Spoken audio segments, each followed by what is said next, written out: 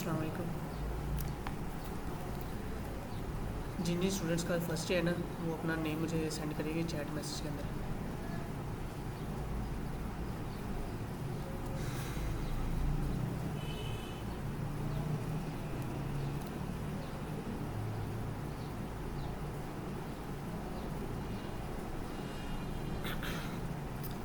तो last lecture में किसी स्टूडेंट को कोई इशू तो नहीं है, या किसी को समझ नहीं हो तो पूछ सकता है वो।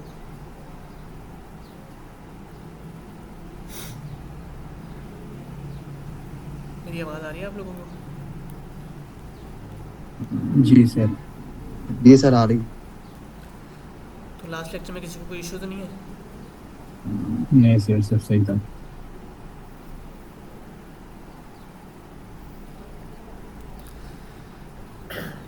लास्ट लेक्चर में हमने किया था बूटस्ट्रैप होता क्या है कि हम क्या करते हैं, HTML CSS पहले हमने की थी। HTML CSS में क्या होता था, हमें कोड सारा खुद लिखना पड़ता था, स्टाइलिंग सारी खुद करनी पड़ती थी, सारे टैग्स खुद लिखने पड़ते थे। तो इसलिए हमने क्या किया था, उसका फ्रेमवर्क यूज़ किया था। फ्रेमवर्क क्या होता है कि यानी कि HTML CSS को यूज़ करके उन्होंने ना पहले से चीज़ें बना के रखी हुई हैं। तो हम उस बूटस्ट्रैप के अंदर उन्होंने चीज़ें बना के रखी हुई थी। हमने बूटस्ट्रैप की वेबसाइट पर गए, उसको बूटस्ट्रैप को अपनी वेबसाइट के साथ लिंक किया, और लिंक करने के बाद जो बनी बनाई कंपोनेंट्स कहते हैं कि जो बनी बनाई चीज़ें होती हैं जिनको हम यूज़ करके, ताकि हमें कोड कम से कम करना पड़े और हम बनी बनाई चीज़ों को यूज़ करके अपना काम कर सकें, अपनी वेबसाइट बना सकें। तो उस चीज़ को कहते हैं फ्रेमवर्क्स। तो बूटस्ट्रैप के अंदर सारे ना बने बनाए कंपोनेंट्स हमने वो यूज़ किए थे। आज हमने सेकंड फ्रेमवर्क करना है जिसको कहते हैं टेलविड CSS। अब टेलविड CSS हमने बूटस्ट्रैप पहले किया, टेलविड अब क्यों करनी है, क्योंकि दोनों चीज़ें बहुत ज़्यादा यूज़ होती हैं आजकल। जो है ना, सबसे ज़्यादा यूज़ होने वाली टेलविड CSS है। पहले बूटस्ट्रैप ज़्यादा यूज़ होती थी, लेकिन अब टेलविड CSS ज़्यादा यूज़ होती है। बूटस्ट्रैप ज़्यादातर यूज़ की जाती है HTML वाले प्रोजेक्ट्स के अंदर, लेकिन जो टेलविड CSS है ये हर किस्म के प्रोजेक्ट के अंदर, यानी हर किस्म के टेक्नोलॉजीज़ के अंदर यूज़ की जाती है। आगे जाके हमने सीखना है कि रिएक्ट क्या होती है, फिर उसके बाद डिफरेंट और फ्रेमवर्क्स आ जाते हैं, उनके अंदर ना ये टेलविड CSS बहुत ज़्यादा यूज़ की जाती है। और आजकल जो वेबसाइट का स्टैंडर्ड्स है ना, उनके अंदर ये सेट हो गया कि हाँ, आपने टेलविड CSS को लाजमी यूज़ करना स्टाइलिंग के लिए। तो इसलिए हम भी सीखेंगे कि टेलविड CSS को कैसे यूज़ किया जा सकता है। और इसके अंदर जो है बूटस्ट्रैप से ज़्यादा फंक्शनलिटी है, यानी बूटस्ट्रैप के अंदर आप क्या करते हैं, कस्टम स्टाइल नहीं कर सकते। जो बूटस्ट्रैप ने क्लासेस आपको दे दी है ना, आप सिर्फ वही क्लासेस लगा के तो काम कर सकते हैं, ज़्यादा क्लासेस नहीं लगा सकते। फिर आज हम टेलविड CSS सीखेंगे। इसके अंदर हमारे पास फंक्शनलिटी होती है कि हम अपनी मर्ज़ी से ना क्लासेस न्यू भी क्रिएट कर सकते हैं, तो उसको डिज़ाइन करने के लिए ईजी हो जाता है हमारे पास। तो टेलविड CSS के लिए आपने क्या करना है, सबसे पहले टेलविड CSS की वेबसाइट पर जाना है, हमने लिखना है टेलविड CSS। अब जैसे टेलविड CSS लिखेंगे, ये इनकी वेबसाइट ओपन हो जाएगी। आपने इस वेबसाइट को ओपन करना है अपनी। तो टेलविड CSS को अपने वेबसाइट के साथ ऐड करने के लिए हमें CDN यूज़ करना है। जैसे हमने बूटस्ट्रैप को लास्ट लेक्चर में देखा था कि CDN का लिंक होता है, अब CDN लिंक होता है कि CDN का मतलब होता है कंटेंट डिलीवरी नेटवर्क। ठीक है, मैं यहाँ पे लिख देता हूँ CDN मीनिंग। ये होता है कंटेंट डिलीवरी नेटवर्क, जो कि हमारी दूसरी किसी वेबसाइट से डाटा हमारी वेबसाइट के अंदर डिलीवर करने के लिए यूज़ किया जाता है। तो हम क्या कहते हैं, जब HTML CSS करते थे तब हम क्या कहते हैं, CSS की फ़ाइल खुद बनाते थे, उसके अंदर सारा CSS का स्टाइल लिखते थे। लेकिन जो कंटेंट डिलीवरी नेटवर्क हो गया, इसका फ़ायदा ये है कि बूटस्ट्रैप ने अपनी वेबसाइट पे CSS की फ़ाइल बना के उसके अंदर कोड लिखा हुआ है, हमने जस्ट उसकी जो है ना CDN का लिंक यूज़ करना है अपनी वेबसाइट के अंदर, उसकी सारी CSS हमारी वेबसाइट के अंदर इंप्लीमेंट हो जाएगी, और जहाँ पे हम जो सी क्लास यूज़ करना चाहिए कर सकते हैं। इसी तरीके से हमने जब टेलविड CSS को यूज़ करना है तो इसके लिए हम CDN ही यूज़ करेंगे। तो आपने इसकी वेबसाइट को टेलविड की वेबसाइट को ओपन करना है। ओपन करने के बाद यहाँ पे ना डॉक्यूमेंट जो है ना डॉक्स का टैब होगा, आपने इस मेन्यू पर क्लिक करना है, और ये इस तरह की इंस्टॉलेशन ओपन होगी। अब ये मैंने बताया कि ना जो मॉडर्न जितनी भी टेक्नोलॉजी है ना, सबके अंदर ये हम टेलविड CSS को इंटीग्रेट कर सकते हैं। तो इसके अंदर वीट एक टेक्नोलॉजी है, इसके अंदर हम जो कि वीट जो है ना, ये फ्रंट एंड का डिज़ाइन बनाने के लिए यूज़ की जाती है, और इस पर सिंगल पेज एप्लीकेशन बनती है। तो ये हम जब हम कोर्स के एंड में जाएंगे ना, रिएक्ट हमारा एक टेक्नोलॉजी हम वो सीखेंगे, तो उसके अंदर ये यूज़ है। तो अभी के लिए हमने क्या करना है, CDN लिंक यूज़ करना है। तो CDN लिंक के लिए आपने क्या करना है, प्ले CDN पे क्लिक करना है, तो ये इसका लिंक आ जाएगा। अब जैसे हमने वो बूटस्ट्रैप के केस में किया था कि हमने वो एक लिंक हेडर पे पेस्ट किया था CSS का, और एक लिंक हमने जावास्क्रिप्ट का लिंक था वो हमने अपनी बॉडी पे पेस्ट किया था। लेकिन इसके अंदर CSS के केस में हमारे पास सिर्फ एक ही लिंक है। तो सबसे पहले आपने क्या करना है, हमने ना एक फ़ाइल बना ली जो उसके अंदर ये चीज़ें ऐड कर लेंगे। अब हम क्या करते हैं, अपनी VS कोड पे वापस है, या हम अपनी न्यू फोल्डर क्रिएट कर लेते हैं। ओपन फोल्डर करता हूँ। हम इसी अपने लास्ट जो प्रीवियस फोल्डर है उसके अंदर ये फोल्डर बना लेते हैं, और यहाँ पे हम रख देते हैं न्यू फोल्डर। इसका नाम हम रख देते हैं टेलविड CSS। इसको हमने सेलेक्ट किया।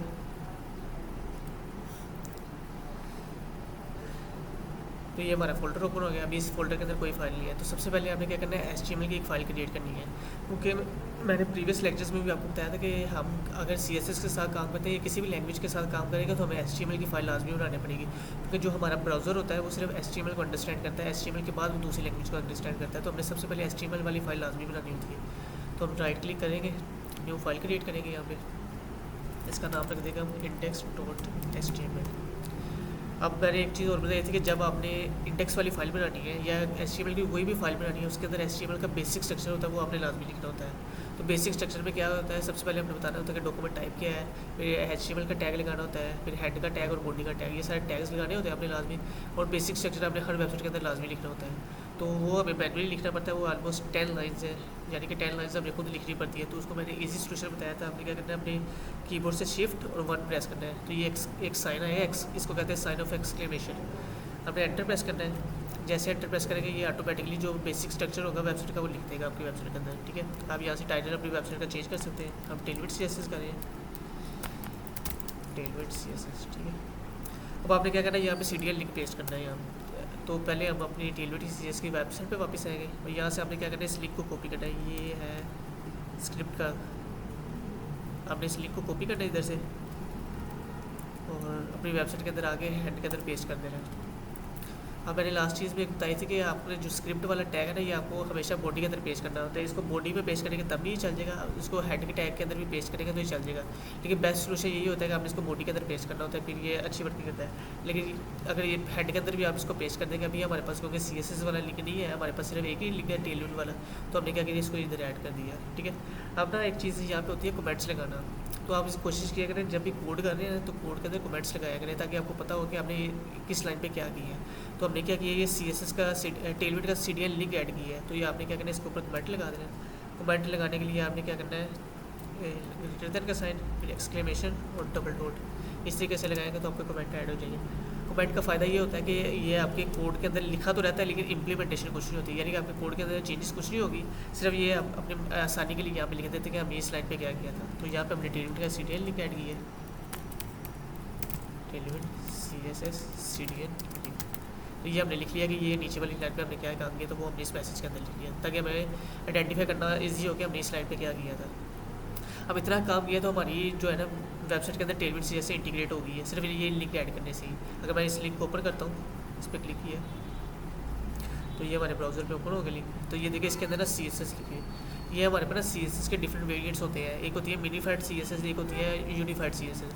जो पहले हम यूज़ कर रहे थे वो यूनिफाइड CSS, यानी कि हमें पता होता है CSS कैसे लिखी है सारी ना एक एक लाइन में।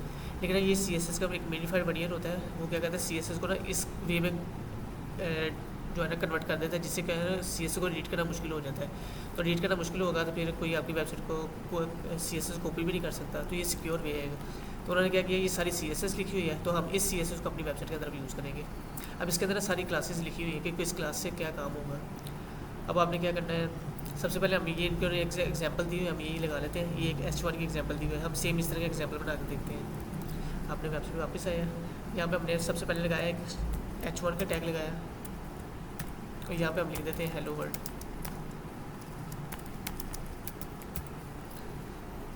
हमारी फाइल ऑटोमेटिकली सेव हो जाती है क्योंकि हमने ऑटो सेव लगाया हुआ है। फिर हम गो लाइव पे क्लिक करेंगे तो ये हमारी वेबसाइट ओपन होगी। अब बाय डिफ़ॉल्ट जो है ना हमारे पास H1 का जो है ना साइज़ बहुत कम शो होता है, यानी कि बहुत स्मॉल सा साइज़ है H1 का, तो ये हमारा स्मॉल सा साइज़ शो हो रहा है। अब हम क्या करेंगे, हमने टेलविड CSS को यूज़ करके इसको थोड़ा सा स्टाइल करना है। हम चाहते हैं कि इसका ना फ़ॉन्ट साइज़ काफ़ी थोड़ा सा ना बड़ा हो जाए और इसका कलर वगैरह चेंज हो जाए, यानी कि साइज़ इसका बड़ा करना है। तो साइज़ इसका इंक्रीज़ करने के लिए आपको पता है कि हमें CSS यूज़ करनी पड़ती है। CSS के थ्रू हम स्टाइल इंक्रीज़ कर सकते हैं। तो अभी तो हम CSS नहीं लिखे, अभी हम टेलविड CSS यूज़ कर रहे हैं। तो टेलविड CSS के लिए हमने क्या किया, अपनी वेबसाइट के अंदर टेलविड CSS का लिंक लगाया हुआ है, तो हमारे पास टेलविड CSS का एक्सेस आ गई है। अब आपने क्या करना है, सिर्फ इसकी क्लासेस यूज़ करनी है। हमने देखा था कि जब हम CSS खुद कर रहे थे, हम क्या कहते थे, क्लासेस बनाते थे CSS वाली फाइल में क्लासेस लिख के, और CSS की जितनी प्रॉपर्टीज़ होती है सारी इंप्लीमेंट कर देते थे, जैसे फ़ॉन्ट साइज़ था, बैकग्राउंड कलर, ये सारी प्रॉपर्टीज़ खुद लिख के स्टाइल करते थे। अब क्या करना है, इन्होंने इस लिंक के अंदर सारी CSS पहले से लिखी हुई है और क्लासेस बना के रखी हुई है। हमने सिर्फ उस क्लास को यूज़ करना है और हमारी CSS इंप्लीमेंट हो जाएगी। अब क्लास को यूज़ करने के लिए आपने क्या करना है, अपने क्लास का कीवर्ड लिखना है या एट्रीब्यूट इसको कहते हैं, एट्रीब्यूट लिखना है क्लास का, और इसके अंदर क्लास का नेम लिखना है। अब आपने कैसे पता चलेगा CSS के अंदर कौन कौन सी क्लासेस एग्जिस्ट करती हैं, तो उसके लिए आपने क्या करना है, टेलमेंट वाली वेबसाइट पर वापस आना है।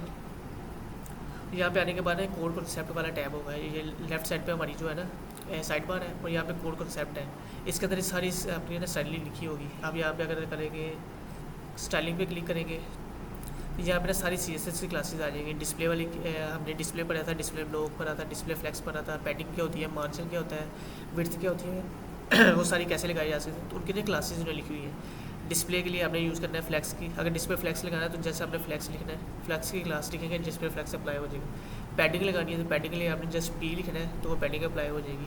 मार्जिन लगाना है तो मार्जिन के लिए जस्ट आपने M लिखना है, आपकी मार्जिन अप्लाई हो जाएगा। बैकग्राउंड कलर चेंज करना है उसके लिए आपने BG और आगे कलर का नेम लिखना है तो बैकग्राउंड कलर अप्लाई हो जाएगा। तो इस तरीके से सारी क्लासेस यहाँ पे लिखी हुई हैं, तो आपने जो भी काम करना है ना आपको टेलमेंट की क्लासेस यूज़ करके काम करना है। उसके बाद होवर इफेक्ट्स हमारे पास आ जाती है। मैंने बताया था कि अगर आप ये हमारे पास फॉर एग्जांपल ये माउस लेके तो हमारे पास कलर चेंज हो रहा है, तो ये होवर इफेक्ट्स है। ये सारी क्लासेस बनी हुई है इसके अंदर, हमने सिर्फ जस्ट इस क्लासेस को यूज़ करना है अपनी वेबसाइट के अंदर तो हमारा काम हो जाएगा। अब हमने क्या करना है, टेक्स्ट की क्लास चाहिए हमें, यानी कि हमें टेक्स्ट का साइज़ इंक्रीज़ करना है, तो उसके लिए हमारे पास होगी, अगर आप स्क्रॉल करेंगे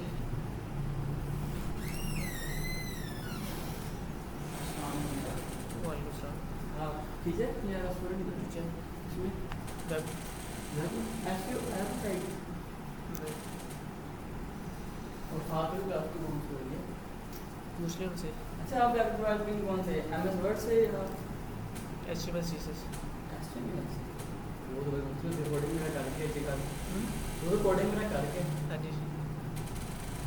और पाइथन में कैसे पाइथन ये 7 क्लास हो रही है। वो तो लाके समझ वो तो सर पाइथन वाला यही सिखा रहे थे, मैंने क्लास ले रहा तुमसे। सही HTML तो टफ नहीं पाइथन से नहीं, HTML तो बिल्कुल ईजी है, पाइथन ज़्यादा टफ है।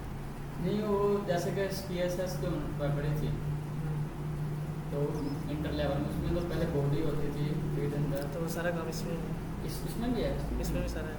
पाइथन में नहीं है ना पाइथन में ये चीज़ें नहीं है, सीधा टू द पॉइंट पे हैं और इसमें HTML है, फिर CSS है, उसके बाद इसके फ्रेमवर्क्स आ जाते हैं स्टाइलिंग के लिए, बूटस्ट्रैप है, टेलमेंट और ये CSS। किस में काम आएगी क्या चीज़? जैसे टेक्नोलॉजी में काम आएगी या फिर और नहीं, ये मोबाइल एप्लीकेशन में भी यूज़ होती है। मोबाइल एप्लीकेशन में होती है। नहीं यार अब टेक्स्ट के लिए ना आपने क्या करना है, टाइपोग्राफी वाले टैब में आना है। टाइपोग्राफी वाले टैब में आएंगे तो यहाँ पे अपने फ़ॉन्ट साइज सारे आ जाएंगे। फिर ये टेक्स्ट के लिए टेक्स्ट की क्लासेस हैं। अब हमें चाहिए टेक्स्ट के लिए तो आप ये टेक्स्ट अलाइन पे क्लिक करेंगे तो ये सारे टेक्स्ट के अलाइनमेंट्स आ जाएंगे। अगर आपने लेफ़्ट साइड पे टेक्स्ट को लिखना है तो टेक्स्ट लेफ़्ट की आपने क्लास यूज़ करनी है। तो ये आप क्लास अप्लाई करेंगे तो आपके पास कौन सा स्टाइल अप्लाई होगा, टेक्स्ट अलाइन हमने पढ़ा था, टेक्स्ट अलाइन वाला पढ़ा था, टेक्स्ट अलाइन सेंटर किया था हमने। तो ये क्लास CSS की प्रॉपर्टी हमने खुद लिखी थी अपनी CSS फाइल में। अब आपने क्या करना है, सिर्फ जस्ट टेक्स्ट सेंटर लिखेंगे तो ये ऑटोमेटिकली ये वाली CSS अप्लाई हो जाएगी। इस तरीके से अब टेक्स्ट को साइज़ भी हमारे पास डिफरेंट होते हैं, तो यहाँ पे आप सारी इसकी क्लासेस देख सकते हैं। तो टेक्स्ट को जो है ना साइज़ इंक्रीज़ करने के लिए हमारे पास जो क्लास होती है उसका नाम है टेक्स्ट डैश, आगे आपने लिखना होता है कितने पिक्सल का आपको चाहिए। तो यहाँ पे हमारे पास होता है 2XL 3XL, जितना आप लिखेंगे ना उतना साइज़ आपका इम्प्लीमेंट हो जाएगा। अब CSS फाइल में है तो ये देखिए इसका साइज़ इंक्रीज़ हो गया। इस तरीके से अगर आपने फ़ॉन्ट चेंज करना है तो फ़ॉन्ट के लिए यहाँ पे फ़ॉन्ट की क्लासेस होगी। फ़ॉन्ट साइज़ के लिए तो फ़ॉन्ट साइज़ के लिए हमारे पास फ़ॉन्ट XS वाली हमारे पास यूज़ होती है। 12 पिक्सल का अगर फ़ॉन्ट लगाना हो तो उसके लिए यूज़ होगी। टेक्स्ट SM है वो 14 पिक्सल का मार्जिन फ़ॉन्ट साइज़ लगाने के लिए यूज़ होगी। बेस वाला है वो 16 पिक्सल का लगाएगी। LG वाला अगर आप यूज़ करेंगे तो हमारे पास 18 पिक्सल का मार्जिन जो है ना फ़ॉन्ट साइज़ हो जाएगा। अगर XL यूज़ करेंगे तो 20 पिक्सल का ही हो जाएगा। 2XL यूज़ करेंगे तो आपके पास 24 पिक्सल का हो जाएगा। तो इस तरीके से आप सारी फ़ॉन्ट की क्लासेस को यूज़ कर सकते हैं। तो हमने ये फ़ॉन्ट साइज़ वाली क्लास यूज़ की है टेक्स्ट डैश 2XL। तो इसने क्या किया 24 पिक्सल का मार्जिन लगा 24 पिक्सल का साइज़ कर दिया हमारे टेक्स्ट का।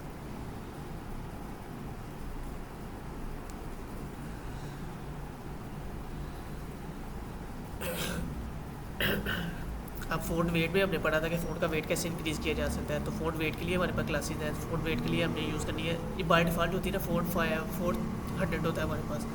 हमने फ़ॉन्ट को बोल्ड करना है तो बोल्ड के लिए हम यूज़ करेंगे फ़ॉन्ट डैश बोल्ड। अभी ये क्लास को कॉपी करना है और यहाँ पे आने के बाद अभी मैं दिखाता हूँ अभी CSS अभी हमारे पास बिल्कुल लाइट सा कलर शो हो रहा है, लेकिन जैसे ही यहाँ पे क्लास अप्लाई करूँगा, क्लास कॉपी की अब ये देखिए हमारा फ़ॉन्ट जो है बोल्ड हो गया। तो इस तरीके से आप CSS की जितनी मर्जी क्लासेस चाहे लगा के इसको बोल्ड कर सकते हैं। अब आप चाहते हैं इसको अंडरलाइन करना चाहते हैं तो अंडरलाइन के लिए जस्ट अंडरलाइन की क्लास लेते हैं आपने, जैसे अंडरलाइन की क्लास लेके तो अंडरलाइन है। यानी कि अब फ़ायदा क्या होगा, हमें CSS की फ़ाइल खुद नहीं बनानी पड़ेगी। CSS की फाइल में क्या होता है, हमें सारा कोड खुद लिखना पड़ता है CSS का। अब हमें कुछ नहीं लिखना पड़ेगा, सिर्फ जस्ट हमें क्या करना है, HTML के अंदर CSS वाली जो टेलमेट CSS की क्लासेज है जस्ट उसको यूज़ करना है, हमारे स्टाइलिंग अप्लाई होती जाएगी। सिर्फ एक ही फाइल हमने बनाई है, CSS की सेपरेट फाइल कोई नहीं बनी है हमारे पास, वो ऑटोमेटिकली इस लिंक से हमारी CSS की फाइल आ रही है, हम सिर्फ उसको यूज़ करें तो हमारी इम्प्लीमेंट होती जाएगी। तो इस तरीके से आप क्या करते हैं, अपने स्टाइल कर सकते हैं। अब हम एक बटन भी लगा के देखते हैं, बटन को स्टाइल करते हैं। हमने बटन यूज़ किया, बटन के अंदर हम लिख देते हैं लॉगिन। तो अब ये देखिए बाय डिफ़ॉल्ट हमारा बटन इस टाइप का शो हो रहा है। तो हम चाहते हैं इस बटन को स्टाइल करना चाह रहे हैं, तो स्टाइल करने के लिए हम क्या करेंगे, इस पर क्लास अप्लाई करेंगे CSS की क्लास।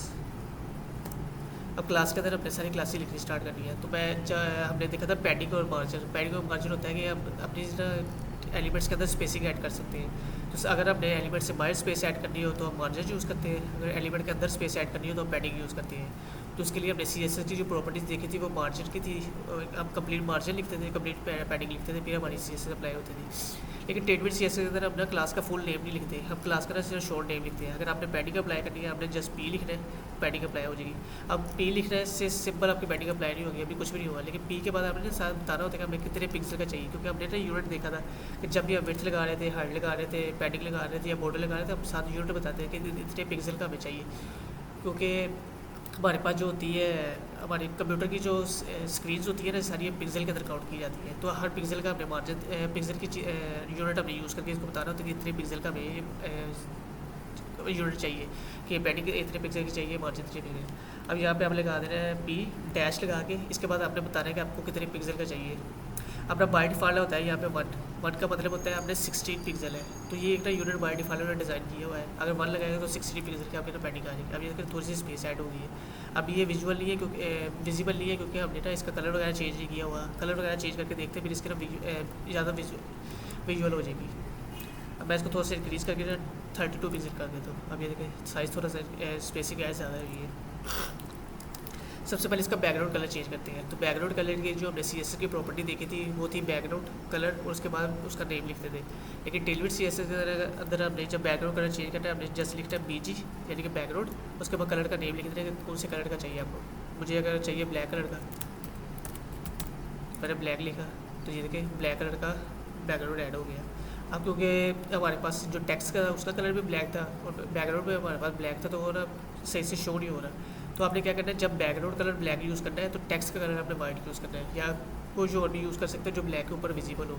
तो टेक्स्ट का कलर आपने चेंज करना है, तो टेक्स्ट का कलर चेंज करने के लिए आपने टेक्स्ट की क्लास यूज़ करनी है, उसके बाद कलर का नेम लेते रहे। हमें वाइट कलर चाहिए, हमने वाइट लिखा, ये देखिए टेक्स्ट का कलर हमारे पास वाइट हो गया है। ठीक है, अपना पैडिंग अगर P डैश आप 2 लिखेंगे ना, तो इससे क्या होगा, चारों साइड पे पैडिंग अप्लाई हो जाएगी, यानी कि टॉप पे, बॉटम पे, लेफ्ट पे, राइट पे। अगर आप दोनों टॉप को बॉटम पे सेपरेट देना चाह रहे हो, लेफ्ट राइट पे सेपरेट देना चाह रहे हैं, तो आप वो भी कर सकते हैं। तो अगर आप लिखेंगे PX का मतलब होता है जो एक्स एक्सिस होता है हमारा लेफ्ट और राइट जो होता है ना, ये हमारा PX होता है। यानी कि लेफ्ट और राइट साइड पे अगर आपने पैडिंग वगैरह देनी है तो आप PX लिखेंगे, अगर आपने टॉप और बॉटम पे पैडिंग देनी है तो आप PY लिखेंगे। तो हम क्या करते हैं, यहाँ पे PY 4 कर देते हैं, PX से हम 6 कर देते हैं। तो ये देखिए अब हमारा बटन थोड़ा सा ज़्यादा विजिबल है। अब क्या हुआ है, टॉप बॉटम में हमारे पास जो है ये हमने किया 4 किया है, इसका मीन्स है 16 को मल्टीप्लाई करके 4 टाइम्स, तो हमारे पास हो जाएगी 16 और 16 30 64 पिक्सल का हमने ये मार्जिन जो है ना पैडिंग अप्लाई की है टॉप और बॉटम पे, और 6 है हमारे पास, यानी कि ये ऑलमोस्ट 64 के अंदर 32 ऐड किया हमने, तो इतने पिक्सल के अंदर यानी 6 को मल्टीप्लाई करके 16 से, तो इतने पिक्सल के हमने लेफ्ट और राइट पे ऐड कर दी। अब हमने स्पेस चाहते हैं कि स्टार्ट के अंदर भी स्पेस आए, उसके लिए आपने क्या करना है, मैंने बताया था कि जब अपने एलिमेंट से वाइट स्पेस ऐड करते हैं तो मार्जिन अप्लाई करते हैं। तो मार्जिन के लिए भी आपने जैसे पैडिंग के लिए किया है, मार्जिन के लिए आपने M की क्लास यूज़ करनी है जैसे, और आगे उतने पिक्सल का मार्जिन बता दें कितने पिक्सल चाहिए। हमें 2 पिक्सल का चाहिए तो हमने 2 लिख दिया, ये देखिए 2 पिक्सल की स्पेस ऐड हो गई हमारे पास। अब आप चाहते हैं बटन थोड़ा सा स्टाइल हो जाए, इसका कलर भी हम चेंज करते हैं। तो हमारे पास ना CSS के अंदर बाय डिफ़ॉल्ट हमारे पास ना हम सिर्फ कलर का नेम लिख देते थे कि हमें ये वाला कलर चाहिए। लेकिन टेलमेट CSS के अंदर ना हमारे पास कलर के वेरिएंट्स होते हैं डिफरेंट, कि हमारे पास ना आपको पता है कि वाइट हमारे पास लाइट वाइट भी होगा, फिर थोड़ा सा स्किन वाइट होता है, फिर थोड़ा सा ऑफ वाइट भी होता है। तो वाइट हर कलर के डिफरेंट वेरिएंट्स होते हैं, तो टेलविड CSS के अंदर हम हर वेरिएंट को यूज़ कर सकते हैं। तो हमारे पास ना हर कलर के टोटल 9 वेरिएंट्स होते हैं। एक होता है 100 वाला जो लाइट होता है बिल्कुल, फिर 200 उससे थोड़ा सा डार्क हो जाता है, और इसी तरीके से जैसे 900 पे जाएगा वो फुल डार्क कलर हो जाएगा हमारे पास। तो हम क्या करते हैं, अपनी मर्ज़ी से कलर को चेंज करके लगा सकते हैं, जितने भी वेरिएंट जो सा वेरिएंट चाहिए हम लगा सकते हैं। तो हम यहाँ पे लगाते हैं BG इंडिगो -100। जैसे मैंने किया, ये देखिए थोड़ा सा लाइट कलर अप्लाई हो गया ब्लू वाला। अगर मैं इसको 500 कर दूंगा तो ये देखिए थोड़ा सा बोल्ड कलर अप्लाई हो गया। इसी तरीके से अगर मैं इसको 900 करूँगा तो 900 लास्ट लिमिट होती है, हर कलर की वेरिएंट होती है। ये देखिए कलर डार्क हो गया, यानी कि ये है सारे ब्लू कलर ही है, लेकिन ब्लू कलर के डिफरेंट वेरिएंट है, यानी कि 9 वेरिएंट्स हैं ब्लू कलर के। लाइट ब्लू है, डार्क ब्लू है, स्काई ब्लू है। तो इस तरह आप डिफरेंट वेरिएंट भी यूज़ कर सकते हैं हर कलर के। तो अब आप चाहते हैं कि ना थोड़ा सा इसका बॉर्डर भी राउंडेड हो जाए, तो बॉर्डर को राउंडेड करने के लिए हमने पढ़ा था कि बॉर्डर रेडियस हमने पढ़ा था उसके अंदर CSS के अंदर। तो बॉर्डर को रेडियस करने के लिए यहाँ पे जो CSS की क्लास होती है वो होती है राउंडेड की। आपने जस्ट राउंडेड लिखना है तो आपका बॉर्डर जो है राउंडेड हो जाएगा। देखिए इसके कॉर्नर्स थोड़े से शार्प हो गए हैं। अब आपने इसको ज़्यादा राउंडेड करना है तो उसके लिए राउंडेड की डिफरेंट क्लासेज होती हैं। जैसे हमने यहाँ पे देखा था फोर्ट के लिए हमारे पास कौन सी क्लासेज XS की थी, फोर्ट साइज़ के अंदर अगर जाए XS की थी, XM की थी, LG। इसी तरीके से हमारे पास बॉर्डर रेडियस की भी क्लासेज रहेगी। अगर मैं यहाँ पे स्क्रॉल करूँ तो ये देखिए हमारे पास बॉर्डर रेडियस आ गया। बॉर्डर रेडियस पे क्लिक किया तो ये बॉर्डर की डिफरेंट क्लासेज हैं। अगर आपको 2 पिक्सल का रेडियस चाहिए तो आप XS लिखेंगे, अगर 4 पिक्सल का चाहिए तो आप SM यूज़ करेंगे, 6 पिक्सल का चाहिए आप MD यूज़ करेंगे, 8 पिक्सल का चाहिए आप LG यूज़ करेंगे, और अगर 12 पिक्सल का आपको बॉर्डर रेडियस चाहिए आप XL यूज़ करेंगे। तो हम क्या कहते हैं, इसी क्लास को कॉपी कर लेते हैं। तो यहाँ पे अपने राउंडेड को क्लियर करके जहाँ पे राउंडेड की जगह भी ये क्लास लगा देंगे। तो ये देखिए अब इसका वाला जो कॉर्नर सर स्क्रीन नहीं शो हो रही। जी क्या था? स्क्रीन नहीं शो हो रही। स्क्रीन ही शो हो रही, नहीं नहीं हो रही सर। बाकी सब कुछ हो रही है। हाँ जी। एक मिनट में दोबारा स्टोर करके साथ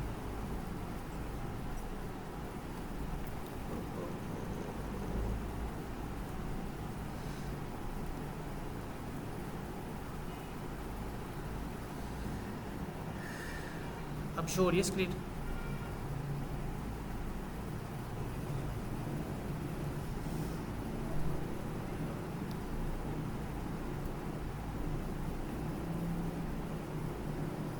अब सबको स्क्रीन शो हो रही है। जी सर हो रही है। ओके, तो इसी तरीके से ना अब यहाँ पे बॉर्डर के विड्थ आपने इंक्रीज़ करनी है, उसके लिए क्लासेस यहाँ पे लिखी हुई है। बॉर्डर कलर के लिए अगर बॉर्डर कलर आपने चेंज करना है तो बॉर्डर कलर की ये सारी क्लासेस लिखी हुई हैं। इस तरीके से आपने अगर आपको वो टेक्स्ट का शेडो अप्लाई करना हो या बॉक्स का शेडो अप्लाई करना हो उसके लिए सारी क्लासेस लिखी हुई है यहाँ पे। फिर टेक्स्ट के कलर का अगर चेंज करना हो, कलर के लिए आपने कलर पे आना है, तो ये डिफरेंट कलर की क्लासेस हैं। मैं जो बताया वेरिएंट्स वाला कि हमारे पास 50 वाला वेरिएंट भी होता है, 100 वाला, 200, 300, 400। अगर शो मोड पे क्लिक करेंगे सारे इसके वेरिएंट आ गए जी। ये देखिए ये सारे कलर्स हैं हमारे पास। येलो के लिए हमारे पास वेरिएंट्स हैं सारे। इस तरीके से हमारे पास लाइम कलर है। जितने भी हमारे पास कलर एग्जिस्ट करते हैं हर कलर के वेरिएंट्स होंगे हमारे पास। 50 से लेकर 900 तक हमारे पास वेरिएंट्स होते हैं। आप कोई भी वेरिएंट यूज़ कर लें। जो 50 सबसे कम होगा वो सबसे लाइट कलर होगा, जो सबसे ज़्यादा होगा वो सबसे डार्क कलर हो जाएगा वेरिएंट्स का। तो इस तरीके से आप कोई भी कलर यूज़ कर सकते हैं। अभी हमने कौन सा यूज़ किया था, ये वाला कलर यूज़ किया हमने, टेक्स्ट इंडिगो 900 वाला। इससे क्या हुआ, हमारा जो कलर है इस ब्लू कलर, इस कलर टाइप का कलर आ गया ब्लू वाला। अब ना टेलविड CSS के अंदर क्लासेस आपने जो भी यूज़ कर रहे हैं आपने यहाँ से क्लासेस देख लीजिए, ठीक है। अब हम क्या कर रहे हैं, हमने अगर खुद लिखने बैठेंगे ना सारी CSS तो हमें बहुत ज़्यादा टाइम लग जाएगा। अगर सारी CSS हम एक क्लासेस यहाँ से देखेंगे उसको खुद अप्लाई करेंगे तो फिर बहुत ज़्यादा टाइम लग जाएगा। तो उसके लिए ना इसका टेलविड CSS के अंदर भी सेम वही फंक्शनलिटी है जो हमारे पास बूटस्ट्रैप के अंदर थी। बूटस्ट्रैप के अंदर हमने देखा था कि बड़े बड़े कंपोनेंट्स होते थे, हम जस्ट उनको कॉपी और पेस्ट करते थे अपनी वेबसाइट के अंदर, हमारे पास हमारी वेबसाइट क्रिएट हो जाती थी, हमें कुछ नहीं करना पड़ता था। लेकिन मैंने ये चीज़ इसलिए पहले बताई है कि ना अगर हम कॉपी पेस्ट कर रहे हैं उसके बाद अगर हमें कोई चीज़ चेंज करनी पड़े तो हमें पता होगा कौन किस क्लास को यूज़ करके हम कौन सी चीज़ चेंज कर सकते हैं। तो इसलिए मैंने पहले ये चीज़ बता दी। अब हम इसके मेन पार्ट की तरफ आते हैं जो कि वो कंपोनेंट्स वाला है कि हम कंपोनेंट्स को कैसे यूज़ कर सकते हैं। तो आपने क्या करना है, स्क्रॉल करके ऊपर आना है, यहाँ पे एक टैब होगा जो है लिंक है कंपोनेंट्स का। आपने इस कंपोनेंट्स वाले लिंक पे क्लिक करना है और यहाँ पे ना ये नीचे स्क्रॉल करेंगे, ये सारे कंपोनेंट्स के अंदर ये सारे बने बने कंपोनेंट्स होते हैं। तो इसमें ना कुछ पेड कंपोनेंट्स भी हैं और कुछ फ्री वाले भी हैं। तो ये ढूंढना मुश्किल हो जाता है कि पेड वाले कौन से हैं तो फ्री वाले कौन से हैं। तो इसके लिए एक सोल्यूशन है, आपने ये ना स्क्रॉल करके ऊपर आना है, तो यहाँ पे ना लाइव प्रीव्यू वाली ऑप्शन होगी, तो आपने इस ऑप्शन पे क्लिक करना है। और जैसे क्लिक करेंगे हमारे पास ये न्यू पेज ओपन होगा और इसको अपने स्क्रॉल करना है। नीचे स्क्रॉल करके ये सारे कंपोनेंट्स हैं, यानी कि अगर आपने अपनी वेबसाइट पे इस तरह का कोई कंपोनेंट लगाना है तो आप जस्ट इसको कॉपी करेंगे, अपनी वेबसाइट के अंदर लगाएंगे, आपकी टेलमेट CSS के अंदर ये सारा बना बना कंपोनेंट का आपको पेस्ट हो जाएगा। यानी कि आपको CSS खुद कुछ भी नहीं करनी पड़ेगी, आपने सिर्फ इसको कॉपी और पेस्ट करना है, अपनी वेबसाइट के अंदर वो अप्लाई हो जाएगा। इस तरीके से अगर आपको चाहिए प्रोडक्ट्स का स्क्रीनशॉट चाहिए, इस तरह का आपको सेक्शन चाहिए, तो आप जस्ट इसको कॉपी करेंगे, अपनी वेबसाइट के अंदर लगाएंगे, अपनी वेबसाइट बन जाएगी। उसके बाद इस तरह का टैब चाहिए, तो ये आप इसको कॉपी पेस्ट करके लगाएंगे और हो जाएगी।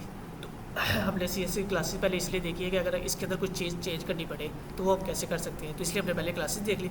अब हम इन कंपोनेंट्स को बने बने कंपोनेंट्स को यूज़ करेंगे और फिर इसके अंदर चेंज करके चेक करेंगे कैसे लगा सकते हैं। तो इसके अंदर जैसे जैसे आप स्क्रॉल करते हैं इसके अंदर डिफरेंट कंपोनेंट्स हैं, ये सारे कंपोनेंट्स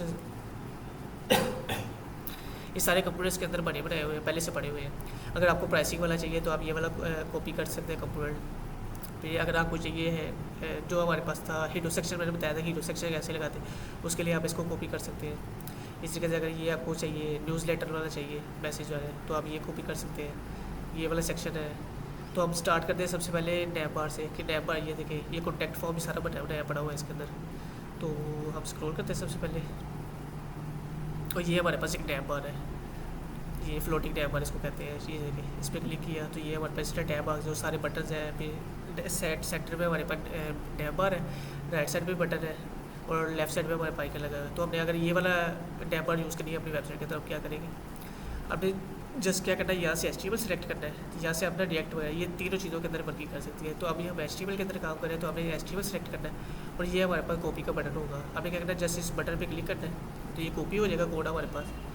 आपने अपनी वेबसाइट के अंदर आना है। अब हमने ये प्रीवियस वाला कोड थोड़ा डिलीट कर देते हैं और अभी देखते हैं हमारी वेबसाइट अभी फ़िलहाल कैसे शो हो रही है। अगर हम अपनी वेबसाइट पे जाएँ तो अभी हमारे पास ब्लैक पेज शो हो रहा है, कुछ भी नहीं शो हो रहा।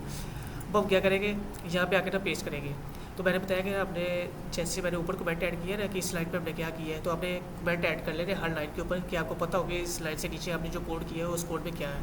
तो अभी हम क्या करें, टैब बार बना रहे हैं या उसको हेडर भी कह सकते हैं, हेडर बना रहे हैं। तो हम क्या करें, सबसे पहले कमेंट ऐड करेंगे, इसके अंदर हम लिख देंगे हेडर स्टार्ट, ठीक है। ये हमने कमेंट लिख दिया और जो हमने कोड कॉपी किया था अभी उस टेलमेट की वेबसाइट से, इधर से जो हमने कोड कॉपी किया ये वाला, इसको हम पेस्ट करेंगे। जैसे मैंने पेस्ट किया तो ये देखिए ये काफ़ी ज़्यादा कोड इसने लिखा हुआ है, ये सारा टेलमेट CSS के अंदर लिखा हुआ है। तो उसने क्या किया, इसके लिए सब कुछ सिर्फ HTML की जो है टैग्स हमने देखे थे, सारे वही टैग्स यूज़ किए हैं। और उसके अंदर जो अभी हमने क्लासेस देखी है तो वही क्लासेस उसने यूज़ किए, सारी क्लासेस को यूज़ करके उसने क्या किया, कंपोनेंट बनाया हुआ है। मैं फाइल को सेव किया अपनी, और ये ऊपर वाला कोड रिमूव कर देते हैं क्योंकि ये कमेंट से ये अभी नहीं चाहिए, मैं इसको रिमूव कर देता हूँ। अब हम अपनी वेबसाइट में देखेंगे हमारी वेबसाइट कैसी लग रही है।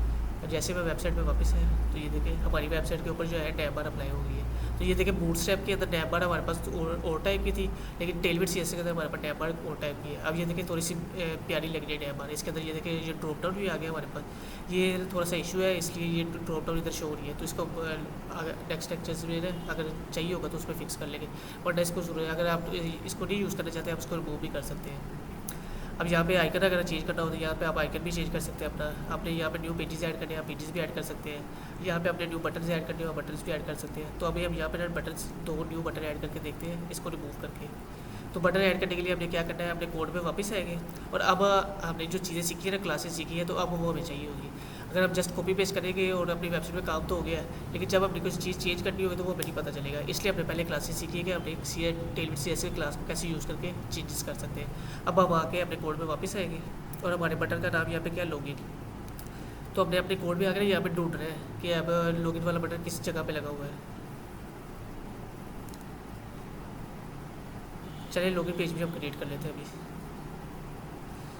सबसे पहले आपने क्या करना है, अपने पेजेस पे अपनी जो है ना वेबसाइट पे वापस आए। वापस आने के बाद आपने ढूंढना है कि आपको वो लॉगिन वाला बटन जो है ना किस जगह पे लगा हुआ है, उस जगह पे आपने जाके चेंज करना है। तो अगर आप मैनुअली इस तरीके से हर ढूंढना शुरू करेंगे ना, अभी तो ये हमें मिल गया है, लेकिन अगर काफ़ी ज़्यादा लाइन्स होगी तो वहाँ पे ढूंढना मुश्किल हो जाएगा हमारे लिए कि लॉगिन कहाँ पे लिखा हुआ है, किस जगह पे जाके हमने चेंज करना है। तो उसका भी एक ना ईजी सोल्यूशन होता है। आपने क्या करना है, अपनी वेबसाइट पर वापस आए, आके हमने क्या किया, कंट्रोल F प्रेस करना है। जैसे कंट्रोल F प्रेस करेंगे हमारे पास ना ये सर्च बार ओपन हो जाएगी।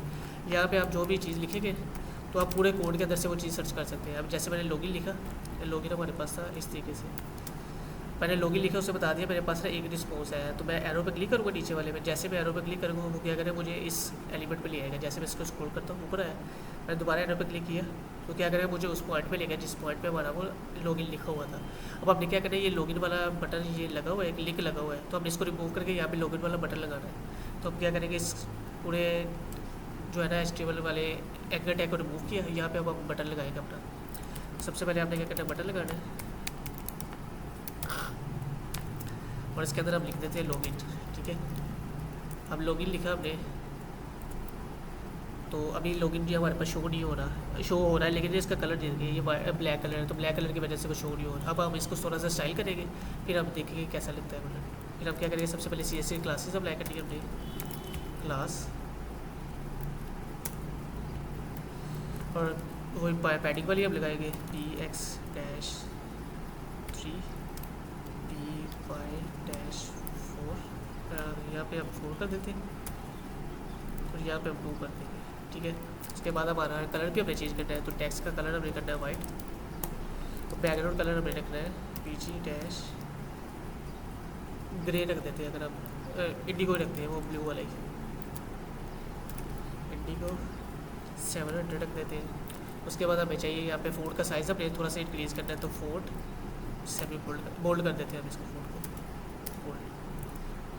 तो अब देखते हैं कि हमारा बटन कैसा दिखता है। अब ये देखें, मैंने इतना काम किया तो मेरे पास बटन स्टाइल हो गया। अब हम इसको ना थोड़ा सा कॉर्नर भी इसका राउंडेड कर देते हैं। तो कॉर्नर राउंडेड करने के लिए हमने देखा था राउंडेड वाली क्लास है, राउंडेड। अब ना टेलमेंट CSS के अंदर हमारे पास ना VS कोड यूज़ करते हैं। VS कोड में हमारे पास फंक्शनैलिटी क्या है कि जैसे आप यहाँ पे कोई भी क्लास लिखना स्टार्ट करेंगे, वो नीचे ना मेन्यू शो कराएगा कि आपके पास CSS की ये वाली क्लासेस एग्जिस्ट करती है। तो आप यहाँ से कोई भी क्लास है, अगर आपको भूल जाती है कि आपने कौन सी क्लास लगानी है, तो आप ये सिर्फ थोड़ा सा वर्ड लिखेंगे तो आपको ऑटोमेटिकली सजेशन देना स्टार्ट कर देगा कि आप यहाँ से कौन सी क्लास यूज़ कर सकते हैं। तो हमें LG वाला चाहिए, हम इस पर क्लिक करेंगे तो क्या करेगा, राउंडेड LG अप्लाई कर देंगे।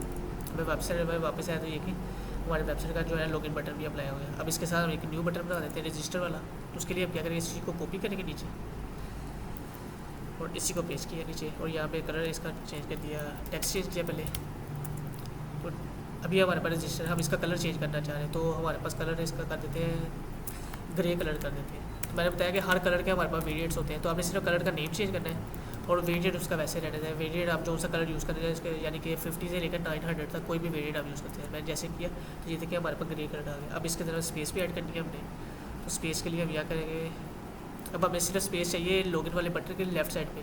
तो लेफ्ट साइड पे अगर आपने स्पेस ऐड करनी है, तो मैंने बताया था कि अगर एलिमेंट से बाहर स्पेस ऐड करनी है तो हमने मार्जिन अप्लाई करना है, और मार्जिन हमें किस साइड पे चाहिए, राइट साइड पे चाहिए। तो आपने क्या करना है, जस्ट MR लिखना है, यानी कि मार्जिन राइट। कितने पिक्सल का मार्जिन चाहिए, हमें चाहिए 2 पिक्सल का, 2 लिखा, तो ये देखिए 2 पिक्सल की स्पेस ऐड होगी हमारे पास। इस तरीके से आप CSS को जो है ना टेलमेंट CSS को स्टाइल करके अपने कुछ भी न्यू चीज़ भी ऐड कर सकते हैं बने बने कंपोनेंट्स के अंदर, और बने बने कंपोनेंट जो है RNT से उनको भी यूज़ कर सकते हैं। अब हम क्या कहते हैं ना, एक दफ़ा पूरा ये होम पेज डिज़ाइन कर लेते हैं, उसके बाद एक लॉगिन पेज डिज़ाइन कर लेंगे।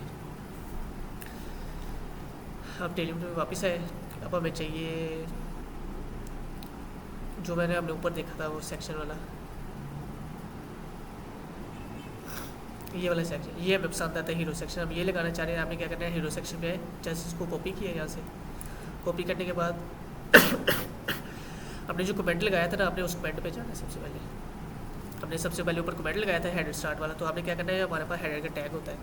तो अभी हमें अगर इसके नीचे हमने कोई चीज़ ऐड करनी है तो हमें ना इस फाइल के एंड पे जाना पड़ेगा। तो इसका एक इजी सोल्यूशन होता है ना, यहाँ पे आप अगर लेफ्ट साइड पे आएंगे तो यहाँ पे आपके पास एरो स्टार्ट हो गया। अब जैसे इस एरो को प्रेस करेंगे हमारे पास कोड जो है ना हाइड हो गया, यानी कि कोड लिखा तो हुआ है लेकिन उससे क्या किया, कोड को ना एक व्यू चेंज कर दिया थोड़ा सा। अगर मैं दोबारा इसको कोड को क्लिक करूँगा एरो पे तो कोड शो हो जाएगा, दोबारा इसको मैं क्लिक करूँगा कोड हाइड हो जाएगा। तो इससे क्या हो रहा है, फाइल को स्क्रॉल करना ईजी हो जाता है हमारे लिए। तो ये हमारा हेडर सेक्शन था। अब हेडर सेक्शन के नीचे हमने वो हीरो सेक्शन ऐड करना है। तब हेडर सेक्शन के नीचे आएंगे, दोबारा कमेंट ऐड करेंगे, सेक्शन हीरो सेक्शन है ये हमारा।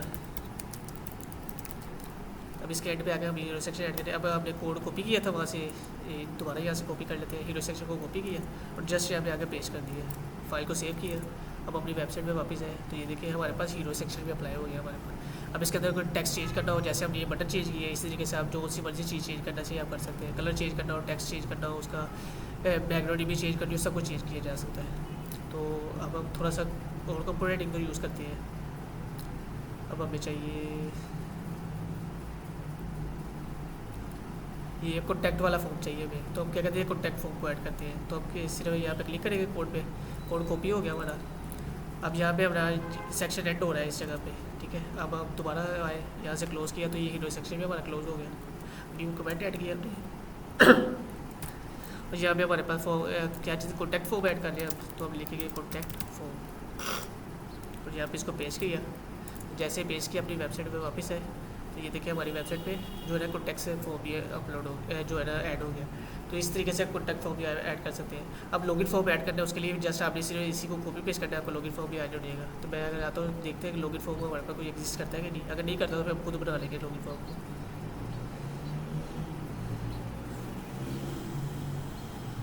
तो ये सारे कंप्यूटर्स आपके पास बने बने। अगर आपको इस तरीके से कंप्यूटर चाहिए जहाँ पे आप फाइल का नेम भी लगाना चाह रहे हैं, ये इस तरीके से क्लिक करके ये चीज़ें लगाना चाह रहे हैं, आप यहाँ से कॉपी पेस्ट कर सकते हैं इसको।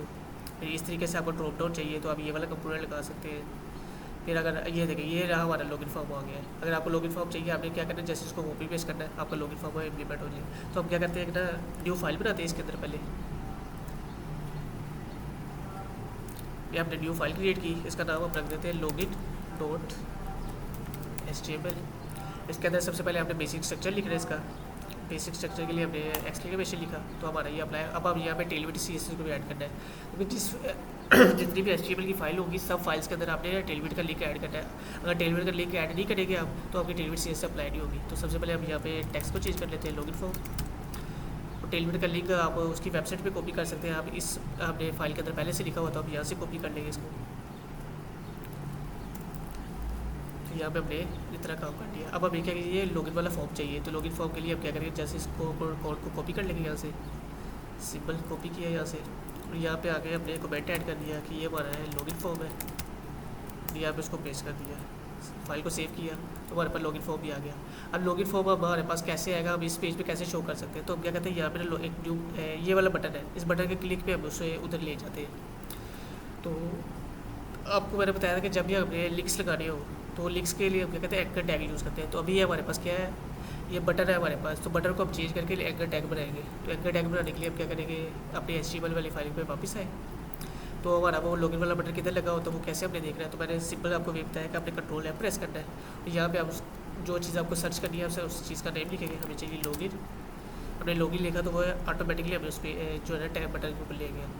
तो अब क्या करेंगे, हमने लिंक बनाना है इसको कि हम इस पर क्लिक करें दूसरे लॉगिन वाले पेज पे चले जाए। तो बटन के क्लिक पे उस पेज पे नहीं जा सकते, तो हमें जो है ना पेज स्विच करने के लिए एंकर टैग लगाना पड़ता है। तो हम क्या करेंगे, इसको स्विच कर देंगे एंकर के अंदर, ए प्रेस करेंगे तो ये हमारा ए टैग बन जाएगा।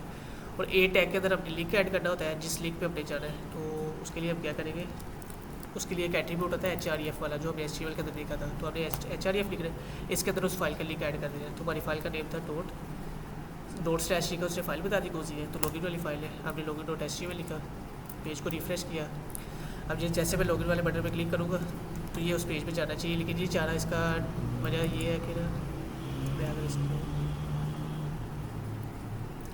इसको अगर मैं यहाँ से कट करता हूँ तो ये देखिए और उसके अंदर थोड़ी सी क्लासेस लगी है जो हमने सीखी थी पोजीशन की क्लासें। तो पोजीशन की क्लास को ये इसके अंदर ऐड हुई है, जिसकी वजह से वो ना इसके ऊपर आया है, हीरो सेक्शन इस सेक्शन के ऊपर शो हो रहा था। अब जैसे मैंने उससे हीरो सेक्शन को रिमूव किया तो अभी इसका बटन आ गया। अब मैं जैसे बटन के ऊपर क्लिक करूँगा तो वो मैं इस पेज पे ले जाएगा, लॉगिन वाले पेज पे। अब इसका कलर ख़राब हो गया तो इसका कलर चेंज करने के लिए हम क्या करेंगे,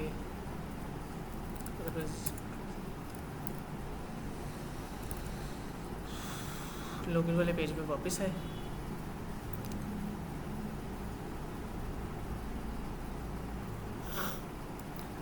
तो आपने क्या करना है, इस जो टेक्स्ट है इसको रिमूव कर देते हैं हम।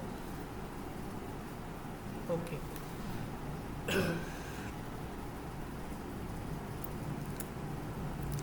तो अब ना हमारा जो मेन टैग है ना ये वाला है वाला, ये हमारा मेन है लॉगिन फॉर्म का टैग। तो आप इसके अंदर भी चेंज कर सकते हैं। अगर आप बॉडी को चेंज करना चाहिए तो बॉडी के अंदर भी आप स्टाइल अप्लाई कर सकते हैं। तो इसका ना ये फॉर्म इसलिए नहीं छोड़ रहा है, इसका ना बैकग्राउंड कलर उन्होंने बताया हुआ है। मैं अगर आपको वापस जाऊँ ये ना जब हमने कोड कॉपी किया है तो कोड के अंदर एक चीज़ बताई हुई है कि अगर आपने इसको यूज़ करना है तो आप या फिर इसको स्टाइल करें बॉडी को, या फिर HTML के स्टाइल को ना उसके ऊपर क्लास अप्लाई करें बैकग्राउंड 900 वाली, फिर आपके ये स्टाइल अप्लाई होगा। तो हमने इसको अगर ये आप बॉडी के ऊपर करना चाहिए तो बॉडी को कर सकते हैं, एज ये जो हमारा हेड का HTML और टैग इसके अंदर करना चाहिए ये भी कर सकते हैं। तो हम क्या करें, ये कॉपी करेंगे बैकग्राउंड 900 वाला और अपने बॉडी के ऊपर अप्लाई कर देंगे। यहाँ पे क्लास, यहाँ पे ये स्टाइल अप्लाई किया, जैसे स्टाइल अप्लाई किया देखें बैकग्राउंड कलर चेंज हो गया, हमारा फॉर्म जो है ना लॉगिन फॉर्म सही शो हो रहा है। अब इस तरीके से आप इसके अंदर जितनी फील्ड ऐड करना चाहिए कर सकते हैं। अगर हम इसके अंदर न्यू फील्ड ऐड करनी है, न्यू फील्ड ऐड करने के लिए हम जाएंगे कि हमारे पास पासवर्ड की फील्ड है, तो हम यहाँ पे कंट्रोल F करके पासवर्ड लिखेंगे, तो हमें ये पासवर्ड वाली फील्ड के ऊपर ले गया। अब हमें कैसे पता चलेगा पासवर्ड वाली फील्ड कहाँ से लेकर कहाँ तक है, तो ये एक डिव है कंप्लीट, यानी कि ये एक बॉक्स बना हुआ है। तो ये एक पूरा एक इनपुट फील्ड है, इसके अंदर हमारे पास लेबल्स भी है, एंकर टैग भी है, इसके अंदर हमारे पास इनपुट फील्ड भी है। तो आपने क्या करना है, जस्ट इसको यहाँ से कॉपी करेंगे, कॉपी किया और इसी के नीचे हमने पेस्ट कर दिया। तो ये देखिए हमारे पास ये डुप्लीकेट हो गया। तो हम चाहते हैं ये हमारे पास हो फ़ोन नंबर के लिए हो, तो फ़ोन नंबर के लिए हम क्या करेंगे, फ़ोन नंबर हमें पता है कि हम नंबर्स के अंदर लिखते हैं, तो हम इसकी पे सबसे पहले क्या करेंगे, इनपुट की टाइप चेंज करेंगे। जहाँ जहाँ पे हमारे पास पासवर्ड लिखा है ना, इस एलिमेंट के ऊपर वाले एलिमेंट को नहीं चेंज करना, इस एलिमेंट को चेंज करेंगे। जहाँ पे हमारे पास पासवर्ड लिखे हम वहाँ पे कंट्रोल डी प्रेस करके ना मल्टीपल चीज़ों को सिलेक्ट कर सकते हैं। फॉर एग्जांपल हमें जितने भी पासवर्ड इसके अंदर लिखे वो सारे सिलेक्ट करने हैं, तो कंट्रोल डी प्रेस करेंगे तो क्या करेगा, ऑटोमेटिकली सारे सिलेक्ट करें। इसलिए ये भी सिलेक्ट कर लिया, ये भी सिलेक्ट कर लिया, ये भी सिलेक्ट कर लिया, ये भी कंट्रोल डी प्रेस करते हैं, जितने भी पासवर्ड है सबको सिलेक्ट कर लेगा। तो हमें फ़ोन नंबर चाहिए तो हम लिख देंगे नंबर। जैसे मैंने नंबर किया तो देखिए हमारे पास नंबर ऐड हो गया। तो हमें ये फ़ोन का नंबर नहीं चाहिए, ये वाला लिंक नहीं चाहिए, हम इसको रिमूव करते हैं। तो ये कहाँ पे लगा हुआ है, ये हमारे पास लगा हुआ है इस पॉइंट पे, तो हमने इस पॉइंट को यहाँ से रिमूव किया, तो ये हमारे पास नंबर आ गया। अब हमने इस जो है ना टेक्स्ट को चेंज करना है, हमारे पास जो फील्ड है वो तो नंबर की बनेगी, यहाँ पे हम नंबर ऐड कर सकते हैं हम, लेकिन हमने क्या करना है इस लेबल को भी चेंज करना है। तो लेबल के लिए मैंने बताया था कि जब HTML हमने की थी, फॉर्म की थी, उसके अंदर हमने लेबल्स यूज़ किए थे। तो ये हमारे पास लेबल है, इस लेबल के अंदर हमने यहाँ के लिख देना है फ़ोन नंबर।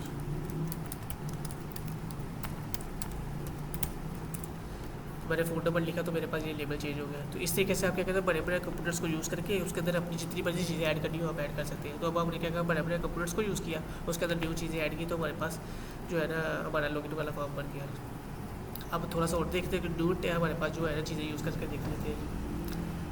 अब मैं चाहता हूँ कि मेरे पास जो है ना लॉगिन वाला फॉर्म, इसके ऊपर भी मेरे पास वो है जो नैबर है ना, जो हेडर अपने इंडेक्स वाले पेज में यूज़ किया था वो भी है।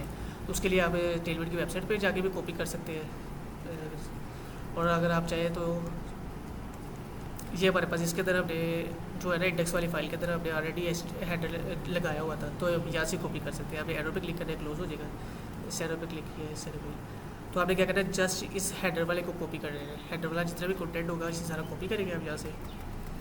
अब इसके अंदर है 244 लाइन्स है इसके अंदर, इतने कोड के अंदर, यानी मैं इसको अगर ओपन करूँगा ये 244 लाइन्स है, सारी सिलेक्ट हो जाएगी हमारे पास। मैंने इसको कॉपी किया, अपने लॉगिन वाले पेज पे आए। तो यहाँ पे हमारा लॉगिन वाला फॉर्म यहाँ से स्टार्ट हो रहा था, ठीक है। तो आपने क्या करना है, इस कमेंट को हम रिमूव कर देते हैं, सिर्फ ऊपर वाला कमेंट रहने देते हैं। यहाँ पे आने के बाद यहाँ पे न्यू कमेंट, यहाँ पे अपने कोड जो कॉपी किया था ना अपने हेडर वाला को पेस्ट कर दिया। तो जैसे मैंने पेस्ट किया, ये देखिए हमारे पास नेविगेशन बार भी आ गई। तो इस तरीके से आप अपने जितनी भी पेजेस बनाना चाहिए बना सकते हैं। सिर्फ जस्ट आपने क्या करना है, जो नैब बार के ऊपर ये पेजेस आ रहे हैं, यहाँ पे हमने उस पेज का नेम लिखना है और उसके ऊपर लिंक लगा देना है।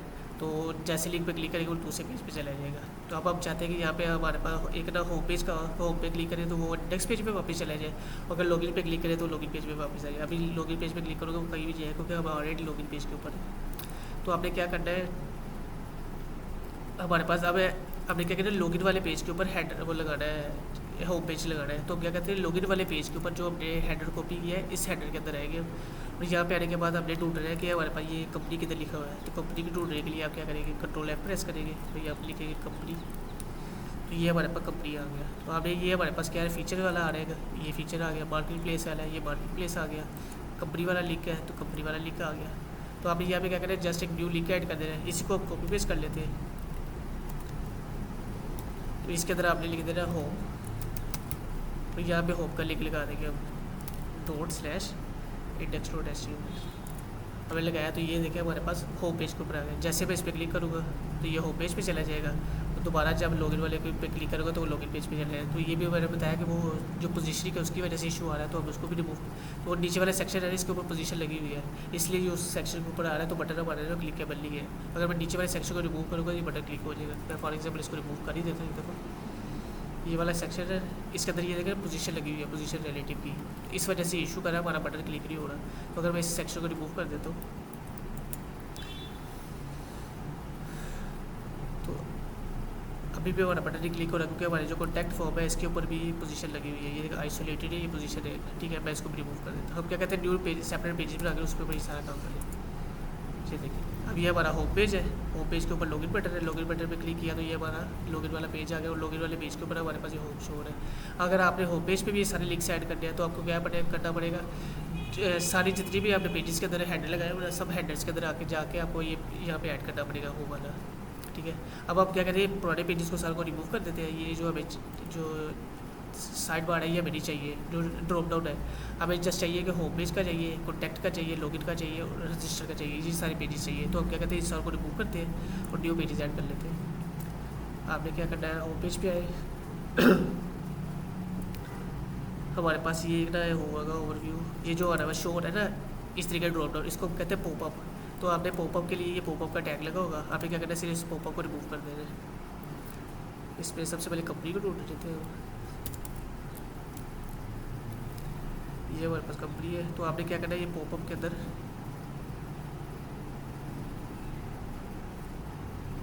तो ये हमारा सारा पॉपअप लगा हुआ है, तो आपने इस सारे पॉपअप को यहाँ से कॉपी करना है, कॉपी करके इसको यहाँ से रिमूव कर देना है। मैंने रिमूव किया, अभी रिमूव नहीं हुआ क्योंकि हम अभी लॉगिन वाले पेज पे हैं, हमने होम पेज पे जाना है तो हम ये क्लिक करेंगे होम पेज पे आ जाएगा, याद है पॉपअप रिमूव हो गया। अब यहाँ पे हम क्या करते हैं पेजेस ऐड करते हैं, अपने अबाउट का पेज ऐड करते हैं, ये हमारा अबाउट को हो गया। उसके बाद हमारा आएगा प्रोडक्ट्स का आ जाएगा, यहाँ इसको शॉप कह देते हैं, और उसके बाद हमें चाहिए कॉन्टैक्ट वाला।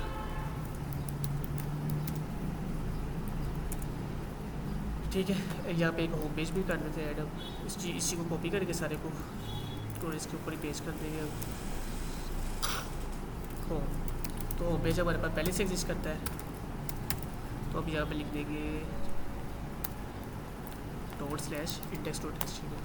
ठीक है, तो ये देखिए ये हमारा होम पेज बन गया, इस पर क्लिक करेंगे होम पेज पे आ जाएगा, इस पर क्लिक करेंगे लॉगिन पेज पे चला जाएगा। इसी तरीके से हम कॉन्टैक्ट पेज पे करते हैं। अब ये देखिए होम पेज पे हमारे पास सिर्फ 3 टैब शो पेजेस शो हो रहे थे, लेकिन इस पे लॉगिन वाले पेज पे इस पे ये सारा रिपीट हो रहा है, यानी कि ये सारी चीज़ें वो वाली शो नहीं हो रही जो होम पेज पे, वो इसलिए नहीं शो हो रही क्योंकि हमने क्या किया है, इस पेज पे भी हेडर को यूज़ किया है और इस पेज पे भी हेडर को यूज़ किया है, तो दोनों हेडर डिफरेंट है। अगर आपने सेम हेडर करनी है तो आपने जो यहाँ पे हेडर लगा होगा इस पेज के अंदर, आपने सेम इसी को कॉपी करके उस पेज के अंदर लगाना है, तो वही कोड अप्लाई होगा। अगर दोनों के अंदर सेपरेट लिखे होंगे तो वो दोनों का स्टाइल सेपरेट होगा, सारे पेजेस सेपरेट होंगे। तो हम क्या कहते हैं, एक दफ़ा होम पेज को डिज़ाइन कर लेते हैं, होम पेज का डैम को डिज़ाइन करके फिर इसी को कॉपी पेस्ट कर देंगे दूसरे पेज के अंदर। तो अब हम क्या करते हैं, यहाँ पे न्यू फाइल्स बना लेते हैं अपनी साइड पे अबाउट के लिए .html, इसको कॉपी करके डी इसी जगह से कॉन्टैक्ट वाली बना लेते हैं। सबसे पहले इसके अंदर कोड लिखते हैं, बेसिक कोड जो चाहिए हमें, इसको रख देंगे अबाउट, और यहाँ पे कॉन्टैक्ट वाला पेज भी आ जाएगा हमारे पास, ये वो आ गया कॉन्टैक्ट वाला। अब क्या करना है, अपने सब पेजेस के अंदर वो CSS वाला जो टेलमेट का लिंक है CTN वाला वो लगाना है। कि हमने इस लिंक को कॉपी किया, अपने कॉन्टैक्ट के अंदर भी आके लगा दिया इसको, और अबाउट के अंदर भी आके लगा दिया। ठीक है, अब हमें चाहिए कॉन्टैक्ट वाले पेज पे हमें कॉन्टैक्ट वाला फॉर्म चाहिए, और बाकी जो है हमारे पास क्या कहते हैं उसको, अबाउट के पेज पे हम कुछ और शो करवा लेते हैं। अब हमें कॉन्टैक्ट वाला फॉर्म चाहिए तो हम कॉन्टैक्ट वाले फॉर्म पे आएंगे वापस। तो हमारा कॉन्टैक्ट फॉर्म था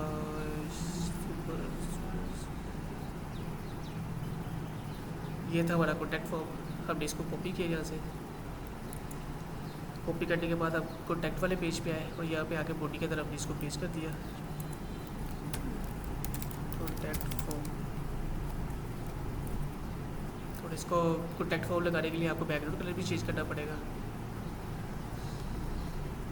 क्योंकि बैकग्राउंड कलर कॉन्टैक्ट का फेस भी करना पड़ेगा आपको, आप देखते रहते हैं। अगर ठीक, अभी हमने लिख नहीं किया, अभी हमने क्या करें, इंडेक्स वाले पेज पे आएंगे। यहाँ पे आने के बाद आपने क्या करना है, कॉन्टैक्ट पे आके तो यहाँ पे लिख देते हैं ./contact.html। अबाउट के लिए आपने क्या करना है, about.html।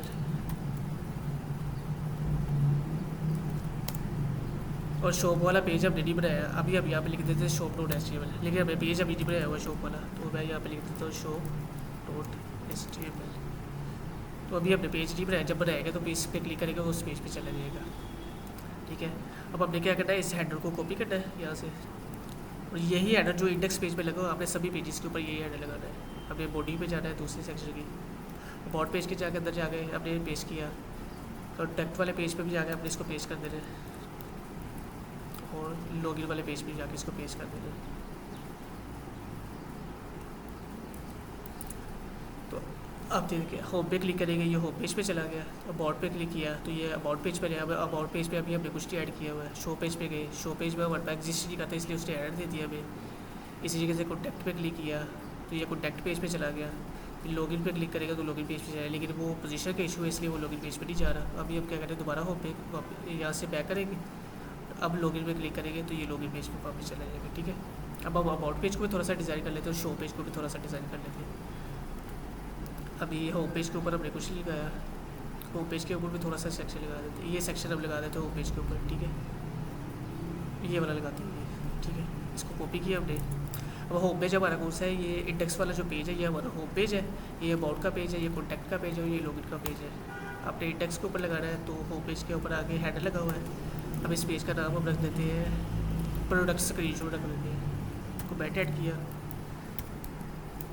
प्रोडक्ट स्क्रीन शॉट, यहाँ पे इसको पेस्ट कर दिया। जैसे पेस्ट किया तो ये देखिए हमारा होम पेज भी आ गया। होम पेज के ऊपर ये सारे कंपोनेंट्स आ गए। ठीक है, अब हम चाहते हैं अबाउट पेज पे, अबाउट पेज पे क्लिक किया तो इसको थोड़ा सा स्टाइल करना है। तो इसके लिए हम क्या करते हैं, अबाउट पे लगाते हैं, अब ये सेक्शन लगा देते हैं अबाउट पेज के ऊपर। तो मैं इसको यहाँ से कॉपी करूँगा। अब ये अबाउट पेज पे जाए तो आपने अबाउट वाले पेज पे जाना है। फिर अब सबसे पहले इसको क्लोज़ करते हैं, यहाँ से इसको क्लोज़ किया, इसके हेडर के नीचे आके आपने कमेंट ऐड किया और यहाँ पे हम लिख देते हैं अबाउट पेज, और इसके नीचे आपने वो जो कोड कॉपी किया उसको पेस्ट किया। तो ये देखिए अब हमारे पास अबाउट पेज पे भी चले। अब अबाउट पेज पे हमारे पास स्टाइल अप्लाई नहीं हो रहा क्योंकि इसका बैकग्राउंड कलर भी हमें चेंज करना पड़ेगा। तो बैकग्राउंड कलर हमें चेंज करने के लिए क्या करना है, अभी इस CSS को स्टाइल कर सकते हैं, क्लास BG ग्रेड -700 ग्रेड -800 कुछ भी लगा लेंगे। तो ये देखिए जैसे मैंने स्टाइल अप्लाई किया तो उसके ऊपर CSS अप्लाई होगी। इसको अगर 900 कर देंगे तो ये देखिए ये सेम हमारा वैसा हो गया जैसे पहले था। अब हमें थोड़ी सी स्पेस भी चाहिए इसके अंदर, तो आपने क्या करना है, हमें पूरे का बॉडी का चेंज करने की बजाय हम क्या करते हैं, स्टाइल को कॉपी करते हैं यहाँ से, बल्कि रिमूव कर देते हैं स्टाइल को। और अब क्या करते हैं, ये यूएल हमारे पास है, इसको पूरे को रैप कर देते हैं डिव के अंदर। तो हमें क्या करना है, इसको कट करना है यहाँ से और न्यू डिव ऐड करते हैं यहाँ पे, यानी कि एक बॉक्स ट्यूब बना लेते हैं ताकि हम पूरी बॉडी के ऊपर सारा चेंज ना हो, क्योंकि बॉडी में चेंज करेंगे तो हमारे पास हेडर के ऊपर है वो सारी चीज़ें आ जाएंगी। तो हमने बॉडी के ऊपर चेंज नहीं करना, हमने सिर्फ अबाउट वाले सेक्शन के ऊपर चेंज करना है। तो इसलिए हमने न्यू डिव बना लेंगे अपने, और इस डिव के अंदर वो जो कोड किया है वो पेस्ट कर लिया, और इस डिव को अब स्टाइल करेंगे। अब हम क्या करते हैं, इस डिव के ऊपर स्टाइल अप्लाई करते हैं, क्लास हमें बैकग्राउंड पहले चाहिए, बैकग्राउंड कलर हम 900 कर देते हैं, और हमें थोड़ा सा मार्जिन भी चाहिए, यानी कि सारा मार्जिन भी है, मार्जिन ही पैडिंग चाहिए क्योंकि इनर साइड पे ऐड करना हमने P-5 कर देते हैं। ये देखिए ये थोड़ा सा हमारा स्टाइल अप्लाई हो गया। अगर मैं बॉडी पे जितनी भी CSS अप्लाई करूँगा तो क्या करना है, पूरे पेज पे अप्लाई हो जाएगी, यानी जो होम पे हेडर है उस पर भी अप्लाई हो जाएगा और जो नीचे वाले सेक्शन उस पर भी सारे अप्लाई हो जाएगा। लेकिन हमें क्या चाहिए, सिर्फ इस सेक्शन में चाहिए, तो हमने इस सेक्शन में अप्लाई किया। होम पे क्लिक किया तो ये होम पेज पे आ गया, अबाउट पे क्लिक किया तो अबाउट वाले पेज पे आ गया, कॉन्टैक्ट पे क्लिक किया कॉन्टैक्ट वाले पेज पे आ गया, फिर वापस गए यहाँ से शो पे क्लिक किया तो ये शो वाला पेज एग्जिस्ट ही करता, हम शॉप वाला पेज भी बना लेते हैं पहले। तो राइट क्लिक किया, shop.html, यहाँ पे हमने इसका बेसिक स्ट्रक्चर लिखा, यहाँ पे रख दिया इसका नेम शो। अब यहाँ से पहले टेलबिट का हमने जो लिंक है ये कॉपी किया, यहाँ पे पेस्ट किया। उसके बाद जो हेडर है हमने, क्योंकि सब पेजेस पे हमें हेडर सेम चाहिए तो हम सबसे पहले हेडर को भी कॉपी करेंगे। यहाँ से हेडर को कॉपी किया, यहाँ पे हेडर पेस्ट कर दिया। आप ये देखिए अभी भी रह रहा है, लेकिन जैसे मैं पेज को रिफ्रेश करूँगा ना, अब हमारा जो शॉप वाला पेज है वो भी सही चल रहा है। अबाउट पे क्लिक किया, अबाउट पे आ गया, शॉप पे क्लिक किया, शॉप पे आ गया, कॉन्टैक्ट पे क्लिक करो, कॉन्टैक्ट पे चला जाएगा। ठीक है, अब हम शॉप पेज को थोड़ा सा डिज़ाइन करते हैं, तो उसके लिए भी हमारे पास कंप्यूटर से शॉप के भी कंप्यूटर बड़े बड़े पड़े होते हैं इसके अंदर। हम इसको स्क्रॉल करेंगे तो अगर आपको ना मॉडल चाहिए, ये मॉडल से हमारे पास होते हैं, यानी कि इस तरह का बटन लगा होगा, जैसे आप बटन पे क्लिक करें तो हमारे पास ये मॉडल ओपन हो जाएगा। तो आप ये भी कंप्यूटर लगा सकते हैं। इसी तरीके से कंप्यूटर होता है ड्रोन का, ये अगर मैं इसको क्लोज करता हूँ, ये हमारे पास ड्रोन है। जैसे मैं बटन पे क्लिक करूँ लेफ्ट साइड से हमारे पास एक कंप्यूटर ओपन होगा, तो इसको नाम कहते हैं ड्रोन का कंप्यूटर। आप ये भी यूज़ कर सकते हैं। फिर बटन चाहिए, ये बटन यूज़ कर सकते हैं। इस तरह के ड्रॉप डाउन आपको चाहिए, आप ये भी यूज़ कर सकते हैं। ये इस तरह के स्टाइल में ड्रॉप डाउन। तो ये आ गया हमारा शॉप का पेज। हमें ये वाला पेज चाहिए शॉप के ऊपर, हाँ ये वाला लगाते हैं शॉप के ऊपर। ठीक है, हमने क्या करना है, जैसे इसको यहाँ से कॉपी करना है, शॉप वाले पेज के अंदर गए, यहाँ पे आगे सबसे पहले हम इसको हाइड करते हैं और नीचे आने के बाद बैट ऐड किया और शॉप सेक्शन कर दिया, यहाँ पे इसको पेज कर दिया। अब होम पेज पे है तो ये देखिए ये हमारा शॉप का पेज आ गया है। अब इसका बैकग्राउंड कलर आप चेंज करना चाहें, इसका चैनल कलर भी चेंज कर सकते हैं। अगर आप जाते हैं, हमारा पेज ये वाला है इसका बैकग्राउंड वाइट दिया हुआ बैकग्राउंड, तो हम क्या कहते हैं इसको भी कर देते हैं ग्रे -900 कर देते हैं। ग्रे -900 किया तो ये देखो इसका बैकग्राउंड कलर भी चेंज हो गया। लेकिन इसका ना एक इशू है कि हमारे पास ना टेक्स्ट का कलर भी चेंज हो गया। ये यहाँ पे ना टेक्स्ट लिखा हुआ है कुछ ना, जैसे मैंने बैकग्राउंड का कलर चेंज किया, मेरे टेक्स्ट का कलर भी चेंज हो गया। तो ये क्या हुआ है कि ना हमारे पास टेक्स्ट वाइट था और बैकग्राउंड हमारे पास ग्रे जो 900 है ये भी ब्लैक से मिलता जुलता है। तो ये क्या हुआ है, हमारा टेक्स्ट कलर स्कीम ख़राब हो गई। तो आपने कोशिश करनी है जब भी आप कलर यूज़ कर रहे हैं तो आपने कलर स्कीम अच्छी रखनी है। अगर बैकग्राउंड वाइट है तो अपने टेक्स्ट को जो है, बैकग्राउंड अगर ब्लैक है तो आपने टेक्स्ट को वाइट रखना है। अगर आपका बैकग्राउंड वाइट है तो आपने टेक्स्ट को ब्लैक रखना है। इससे कहते हैं अगर ग्रे यूज़ कर रहे हैं बैकग्राउंड तो आपने टेक्स्ट को वाइट कर देना है। तो आपने जितनी भी यहाँ पे टेक्स्ट लिखे हुए हैं उन सबको भी चेंज करना पड़ेगा आपको। तो अगर मैं इसको वाइट कर देता हूँ, Ctrl+Z प्रेस करके ना बैक भी जा सकते हैं। Ctrl+Z प्रेस किया तो वाइट कलर आ गया, अब ये वाइट कलर आ गया हमारे पास। इस तरीके से आप अपनी वेबसाइट जो है पूरी डिज़ाइन कर सकते हैं। तो अभी हमने क्या किया, पहले हमने सिर्फ जस्ट क्लासेस सीखी थी, अब हमने क्या किया क्लासेस को कुछ भी नहीं किया, जस्ट हमने सिर्फ उस टेलमेड की वेबसाइट पर जाके कॉपी और पेस्ट किया है और हमारी पूरी वेबसाइट पर गई है। हमने होम पेज भी बनाना सीखी है, अबाउट पेज भी बना लिया, शो पेज भी बना लिया, लोगन वाला पेज भी बना लिया, कॉन्टैक्ट का पेज भी बना लिया। जस्ट यानी कि हमने खुद कुछ भी नहीं लिखा, हमने सिर्फ जस्ट कोड को कॉपी और पेस्ट किया और हमारा ये काम हो गया है। तो किसी का कोई इशू हो इस लेक्चर में या कोई चीज़ समझ ना आई हो,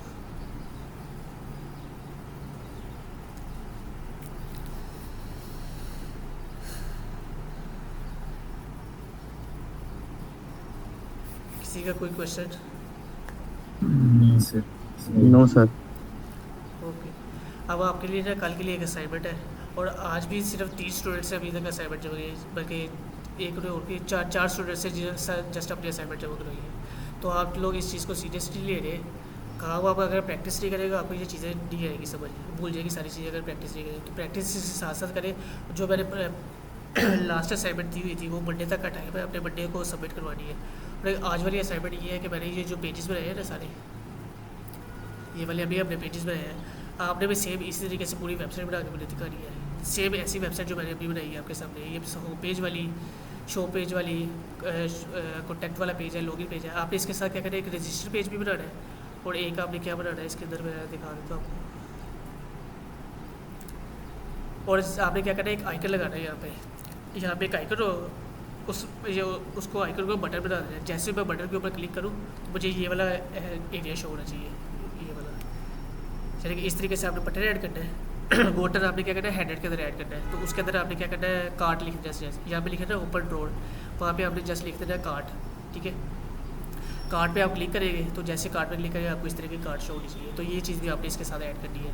यानी कि आपने ये जो वेबसाइट अभी बनाई है अपनी पेजेस 5 है, ये भी आपने बनानी है। इसके साथ यहाँ पे आपने कार्ड वाला बटन ऐड करना है। जैसे उसके ऊपर क्लिक करूँ तो मुझे वो ये वाला ड्रॉर ऊपर हो जाए। और साथ आपने क्या करना है, रजिस्टर वाला पेज भी। अभी अपने रजिस्टर वाला पेज नहीं बनाया तो आपने रजिस्टर वाला पेज भी इसके अंदर बनाना है। तो ये काम आपने कल लाजमी चेक करवाना है। कीज़ क्या चीज़, मैं ये आपको पूरी फाइल शेयर कर देता हूँ। ये पूरा फोल्डर जो अभी हमने बनाया मैं पूरा फोल्डर आपको जिप के अंदर शो कर देता हूँ। अच्छा अभी चलो मैं एक दफ़ा वो बटन में भी आपको करके दिखा देता हूँ कि ड्रॉर कैसे लगेगा। हमने क्या करना है, जैसे मैं इसको कोड को क्लिक करूँगा ना कोड कॉपी हो जाएगा यहाँ से। अब हमें चाहिए हेडर के अंदर चाहिए, तो आपने क्या करना है, हेडर के अंदर आना है और जिस जगह पे आपको हेडर के अंदर चाहिए आपने उस जगह पे प्लेस कर देना है इसको। हमें चाहिए हेडर के ऊपर, हमारे बटन्स किधर थे, बटन्स ये वाला रजिस्टर लॉगिन वाला बटन है, लॉगिन वाले बटन के साथ चाहिए। तो हमने क्या करना है, जहाँ पे लॉगिन वाला बटन लगा हुआ ना तो इसके साथ आगे आपने इसको जो कोड कॉपी किया होगा ना आपने उसको पेस्ट कर देना है। जैसे मैंने कोड को पेस्ट किया तो अभी हमारे पास क्यों नहीं आ रहा, होम पेज पे जाएगा, हमने होम पेज पे लगाया है तो वो होम पेज पे आएगा, होम पेज पे आए तो यहाँ पे हमारे पास अभी हेडर ये आ गया। ठीक है, अभी इसका ना कलर हमारे पास थोड़ा सा ये बटन लगा हुआ है। ठीक है, बटन का कलर हमारे पास ठीक नहीं है तो हम इसका कलर को एडिट कर लेते हैं। हमारे पास बटन कैसे है, सबसे पहले हम ये ढूंढेंगे कि बटन लगा किधर हुआ है। तो उसके लिए बटन का नेम हमारे पास था, तो ये था हमारे पास बटन का नेम, ओपन ड्रॉअर। ठीक है, इसका बैकग्राउंड कलर हमारे पास क्या है, ये बैकग्राउंड कलर इसका ग्रे है तो इसका बैकग्राउंड कलर कर देते हैं वाइट और टेक्स्ट कलर इसका कर देते हैं ब्लैक, टेक्स्ट डैश ब्लैक। और इसको होल इफेक्ट वगैरह इसको खत्म कर देते हैं। तो आप ये देखिए, ये हमारे पास बटन आ गया ऊपर ड्रॉअर वाला होम पेज के ऊपर। मैं इसको टेक्स्ट भी चेंज कर देता हूँ, हमें थोड़ा सा इसका मार्जिन राइट भी अप्लाई करते हैं। पहले अब देखिए किया MR-2 मार्जिन 2 किया तो ये इसके स्पेसिफिक ऐड होगी। अब ऊपर वाले की जगह पे हमने लिखना है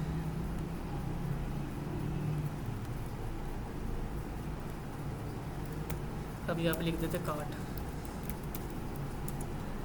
कार्ट लिखा है, ये कार्ट आ गया। अब ना आपको पता है कि जब आप कोई चीज़ परचेज करना चाहते हैं तो वेबसाइट के ऊपर आइकन्स लगे होते हैं, तो हम देखते हैं आइकन कैसे लगा रहे हैं। तो जैसे हम टेलबिट CSS यूज़ कर रहे हैं इस तरीके से हमारे पास एक आइकन की लाइब्रेरी भी होती है जिसको हम कहते हैं फोटोसब। आपने क्या करना है, फोटोसब पे क्लिक करना है तो ये फोटोसब की वेबसाइट आएगी। यहाँ से ना आप आइकन्स बने बने आपको आइकन मिल जाते हैं, आप आइकन्स को यूज़ कर सकते हैं। तो सबसे पहले आपने क्या करना है, जैसे हमने उसका टेलबिट का CDL लिंक लगाया है और बूटस्ट्रैप का CDL लिंक लगाया है तो इसी तरीके से सबसे पहले आप क्या करना है, फोटोसब का CDL लिंक लगाना है। आपने लिखना है फोटोसब CDL पे क्लिक करना है तो हमारे पास एक वेबसाइट होती है जिसका नाम है CDN.js। इस वेबसाइट के ऊपर आपको हर जितनी भी टेक्नोलॉजीज़ है, जितनी भी फ्रेमवर्क्स है, सबके CDL लिंक मिल जाएंगे। आपने इस पर क्लिक करते हैं तो जैसे क्लिक करेंगे इस पर हमारे पास ये पेज ओपन होगा। यहाँ पे इसके जितने भी HTML के लिंक्स है, जितने भी जावास्क्रिप्ट के लिंक है, टेलबिट के, बूटस्ट्रैप के, फोल्डर्स के, हर किस्म का आपको लिंक यहाँ पे मिल जाएगा। तो आपने क्या करना है, जस्ट हमें सिर्फ चाहिए जो ना ऑल वाला चाहिए कि यानी कि ना हमारे पास जो फोल्डर्स होते हैं इसके पास हमारे पास ना फोल्ड डिफरेंट टाइप के होते हैं। सॉलिड फोल्डर होते हैं, प्रो फोल्डर होते हैं, ब्रांड वाले फोल्ड्स होते हैं। ब्रांड्स के लिए जैसे कि आपको फेसबुक एक ब्रांड है तो इस तरह के लोगो लगाने के आपको ब्रांडेड चाहिए। तो आपने क्या करना है, जैसे यहाँ से आकर ना इसका टैग का लिंक कॉपी करना है, ये वाला यहाँ पे आपने क्लिक किया, ये लिंक कॉपी हो गया। आपने जिस जहाँ पे आपको आइकन चाहिए, हमें हेडर के अंदर आइकन चाहिए तो यहाँ पे आने के बाद आपने टैग कमेंट ऐड किया, ये फोर्ट ओसम CDN और इसके अंदर CDN हमने अप्लाई कर दिया। ये इसका पूरा लिंक है CDN का, फाइल को सेव किया तो ये पूरा CDN लिखा हुआ है। अब ये क्या है, आप अपनी वेबसाइट के अंदर आइकन्स भी यूज़ कर सकते हैं। तो अब ये लिंक पेश किया, उसके बाद आपने क्या करना है, फोटोसब की वेबसाइट पे जाना है। अब यहाँ पे लिखते हैं फोर्ट ओसम, तो ये इसकी वेबसाइट ओपन हो जाएगी फोटोसब की। अब इसको क्लिक करना है और यहाँ पे आपने ना आइकन सर्च करने का आपको आइकन कौन सा चाहिए, तो हमें चाहिए कार्ट का आइकन है। तो कार्ट के आइकन के लिए हम लिखते हैं कार्ट, CART, कार्ट लिखे आपने एंटर प्रेस करना है। तो ये हमारे पास डिफरेंट आइकन है, तो इसमें से आपने क्या करना है, फ़िल्टर लगाना है। ये प्रो वाले आइकन हम यूज़ नहीं कर सकते, तो आपने क्या करना है, यहाँ पे एक फ़िल्टर होता है हमारे पास ये वाला फ्री वाला, आपने फ्री पे क्लिक करना है। ये सारे फ्री वाले आइकन आ गए, इसमें जो सा आइकन आपको पसंद आता है आप लगा सकते हैं। फॉर एग्जाम्पल हमें ये वाला आइकन पसंद है, बास्केट वाला, फॉर नहीं अभी ये वाला आइकन लगा देते हैं। आपने आइकन पे क्लिक किया, आपने जस्ट क्लिक करने के बाद आपने सिर्फ यहाँ पे क्लिक करना है, आइकन पे क्लिक किया, ये आइकन कॉपी हो गया। और जिस जगह पे आपको आइकन चाहिए, हमें चाहिए था जहाँ पे अपने ड्रॉअर वाला टेक्स्ट लिखा हुआ ना, ये वाला, इस टेक्स्ट को आपने कट किया और टेक्स्ट के जगह पे आपने वो जो आइकन कॉपी किया, आइकन को पेस्ट कर दिया। मैं फाइल को सेव किया तो अब ये देखिए हमारे पास वो आइकन लग गया। तो इस तरीके से आप अपनी वेबसाइट के अंदर आइकन्स भी लगा सकते हैं। अब ये हमने ड्रॉअर वाला कोड को यहाँ से कॉपी किया था, ये वाला कोड। तो अभी क्या होगा, जैसे मैं इसके ऊपर बटन प्रेस करूँगा, मैं एक दफ़ा करके दिखाता हूँ। जैसे मैंने बटन प्रेस किया तो ये देखिए हमारा ड्रॉअर ओपन हो गया। तो इस तरीके से आप जितने ड्रॉअर चाहिए लगाना चाहिए लगा सकते हैं। हमारे पास मॉडल्स होती है, मॉडल्स भी लगाना चाहिए आप लगा सकते हैं। आपने अब क्या करना है, शॉप वाला पेज भी कंप्लीट करना है और इसके साथ आपकी मेरे एक असाइनमेंट हो रहा है कि आपने ना सिंगल प्रोडक्ट पेज बनाना है कि हमारे पास इसके अंदर शॉप पे क्लिक किया ना तो ये सारे प्रोडक्ट्स आ रहे हैं। तो इस तरीके से आपने सिंगल प्रोडक्ट पेज बनाना है, तो उसके लिए भी आपको ना यहाँ से सारे मिल जाएगा, कोड मिल जाएगा। ये हमारे पास सिंगल प्रोडक्ट पेज आ गया। तो सिंगल प्रोडक्ट के लिए आपने क्या करना है, ड्रॉ लगाना है ये वाला, कि हमारे पास ये इस तरह का प्रोडक्ट शो हो सारे, जिस प्रोडक्ट के ऊपर मैं क्लिक करूँ मुझे इस तरह का ड्रॉ शो हो जाए। तो ये चीज़ आपने लगानी है। और साथ आपने क्या करना है, रजिस्टर वाला पेज भी कंप्लीट करना है, और इसका बैकग्राउंड कलर भी चेंज करना है इस शॉप वाले पेज का, और इसके ऊपर टेक्स्ट जो है ना वो भी उस हिसाब से होना चाहिए। यानी कि जैसे ये फोर्ट्स आ रहे हैं ना, बैकग्राउंड कलर हमारे पास ग्रे है, ग्रे डैश 900 है, तो आपने क्या करना, शॉप वाले पेज के ऊपर भी कर उसी तरीके से आना चाहिए, सारे पेजेस हमारे सेम होने चाहिए। तो मैं अभी ये भी कोड आपको शेयर कर देता हूँ। तो आपको जो प्रैक्टिस के लिए कहा है ना, तो वो प्रैक्टिस भी आपने क्या करनी है, मैं दोबारा बता देता हूँ प्रैक्टिस के लिए क्या क्या है। सबसे पहले तो आपने क्या करना है, अभी हमने क्या किया, जस्ट ये बटन होम पेज के ऊपर लगा हुआ है, तो आपने क्या करना है, सारे पेजेस के ऊपर ये बटन लगाना है कि हर पेज के ऊपर मैं क्लिक करूँ मेरा ड्रॉ ओपन होना चाहिए।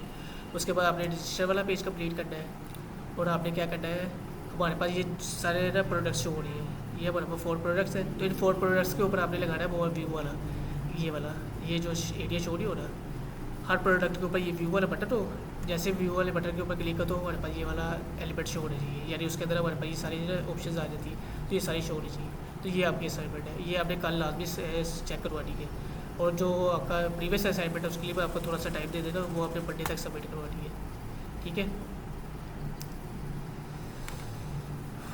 ओके, अब असाइनमेंट अटेंडेंस भी लगा लेते हैं साथ ही।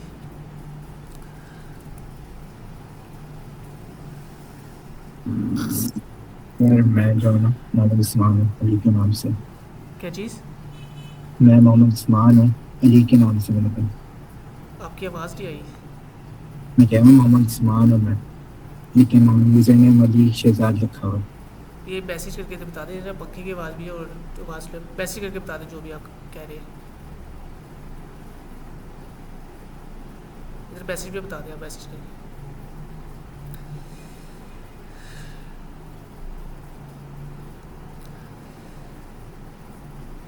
अब्दुल वहीद आज न्यू स्टूडेंट है, इसका फर्स्ट है, तो उसको कॉपी किया है।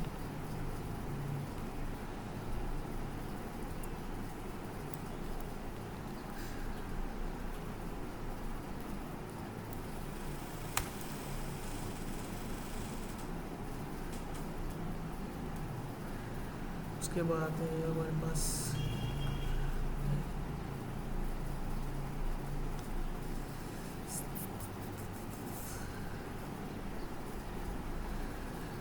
अब्दुल खालिक,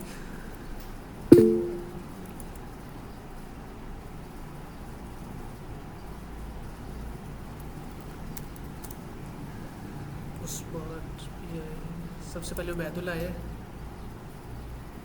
उबैदुल्ला प्रेसिडेंट। उसके बाद मोहम्मद यासीन। मेरा नाम बोलता तो आप मुझे ना सिर्फ यस का मैसेज करते हैं कि जो जो प्रेजेंट है। मोहम्मद यासीन, मोहम्मद यासीन एब्सेंट है। उसके बाद उस्मान शहजाद, उस्मान शहजाद प्रेजेंट है,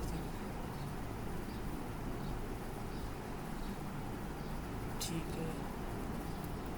उसके बाद अब्दुल खालिक, ठीक है। उसके बाद मोहसिन अली,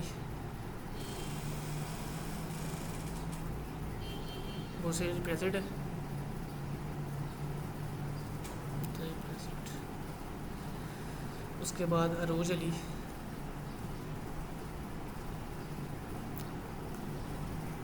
अरोज अली प्रेजेंट है।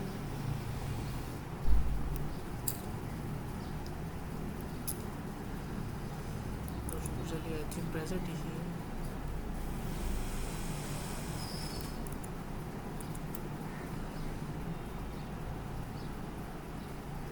अरोज अली प्रेजेंट है। उसके बाद हमारे पास है अब्दुल हादी, अब्दुल हादी एब्सेंट है। अब्दुल हादी के बाद अब्दुल्ला, अब्दुल्ला प्रेजेंट है। अब्दुल्ला के बाद मुज़म्मिल, मुज़म्मिल भी एब्सेंट है। अब्दुल समद, अब्दुल समद भी एब्सेंट है। उसके बाद तैयब, रिया वकील ये भी एब्सेंट है। मोहम्मद हुसैन भी एब्सेंट है। ज़ैनब नूर प्रेजेंट है।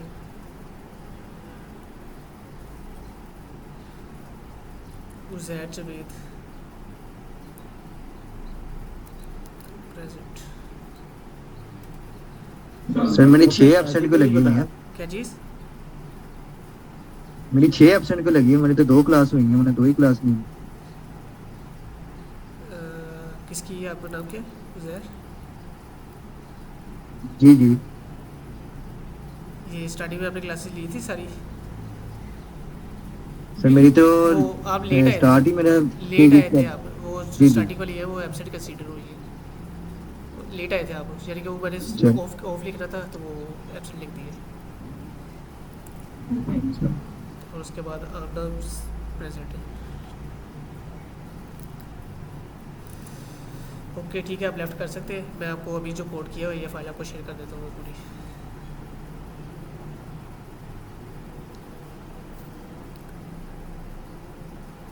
क्या कोई क्वेश्चन है अब्दुल्ला आपका?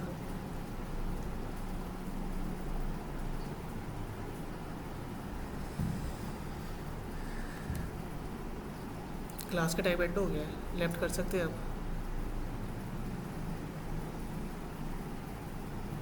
कल भी इसी टाइम ही होगी हमारी 2 से 3:30 तक ही टाइम यही है हमारा रहेगा, टाइम ही चेंज हो। सर मैं कह रहा हूँ कि अगर हम क्लास का टाइम चेंज कर लें, मॉर्निंग कर लें, क्योंकि इस वक्त तो एक तो नेट स्टेबल नहीं होता और दूसरी बात सर इस टाइम भी दूसरे भी काम वगैरह होते हैं, वो मॉर्निंग का टाइम बेस्ट है सर, मैं कह रहा था। तो मेरे लिए पॉसिबल नहीं है क्योंकि मैं साथ दूसरे काम भी कर रहा हूँ, मेरे पे टाइम निकालना मुश्किल हो जाता है। तो इस टाइम मैं फ्री होता हूँ इसलिए। ओके सर, चलिए ठीक है, अल्लाह हाफिज़।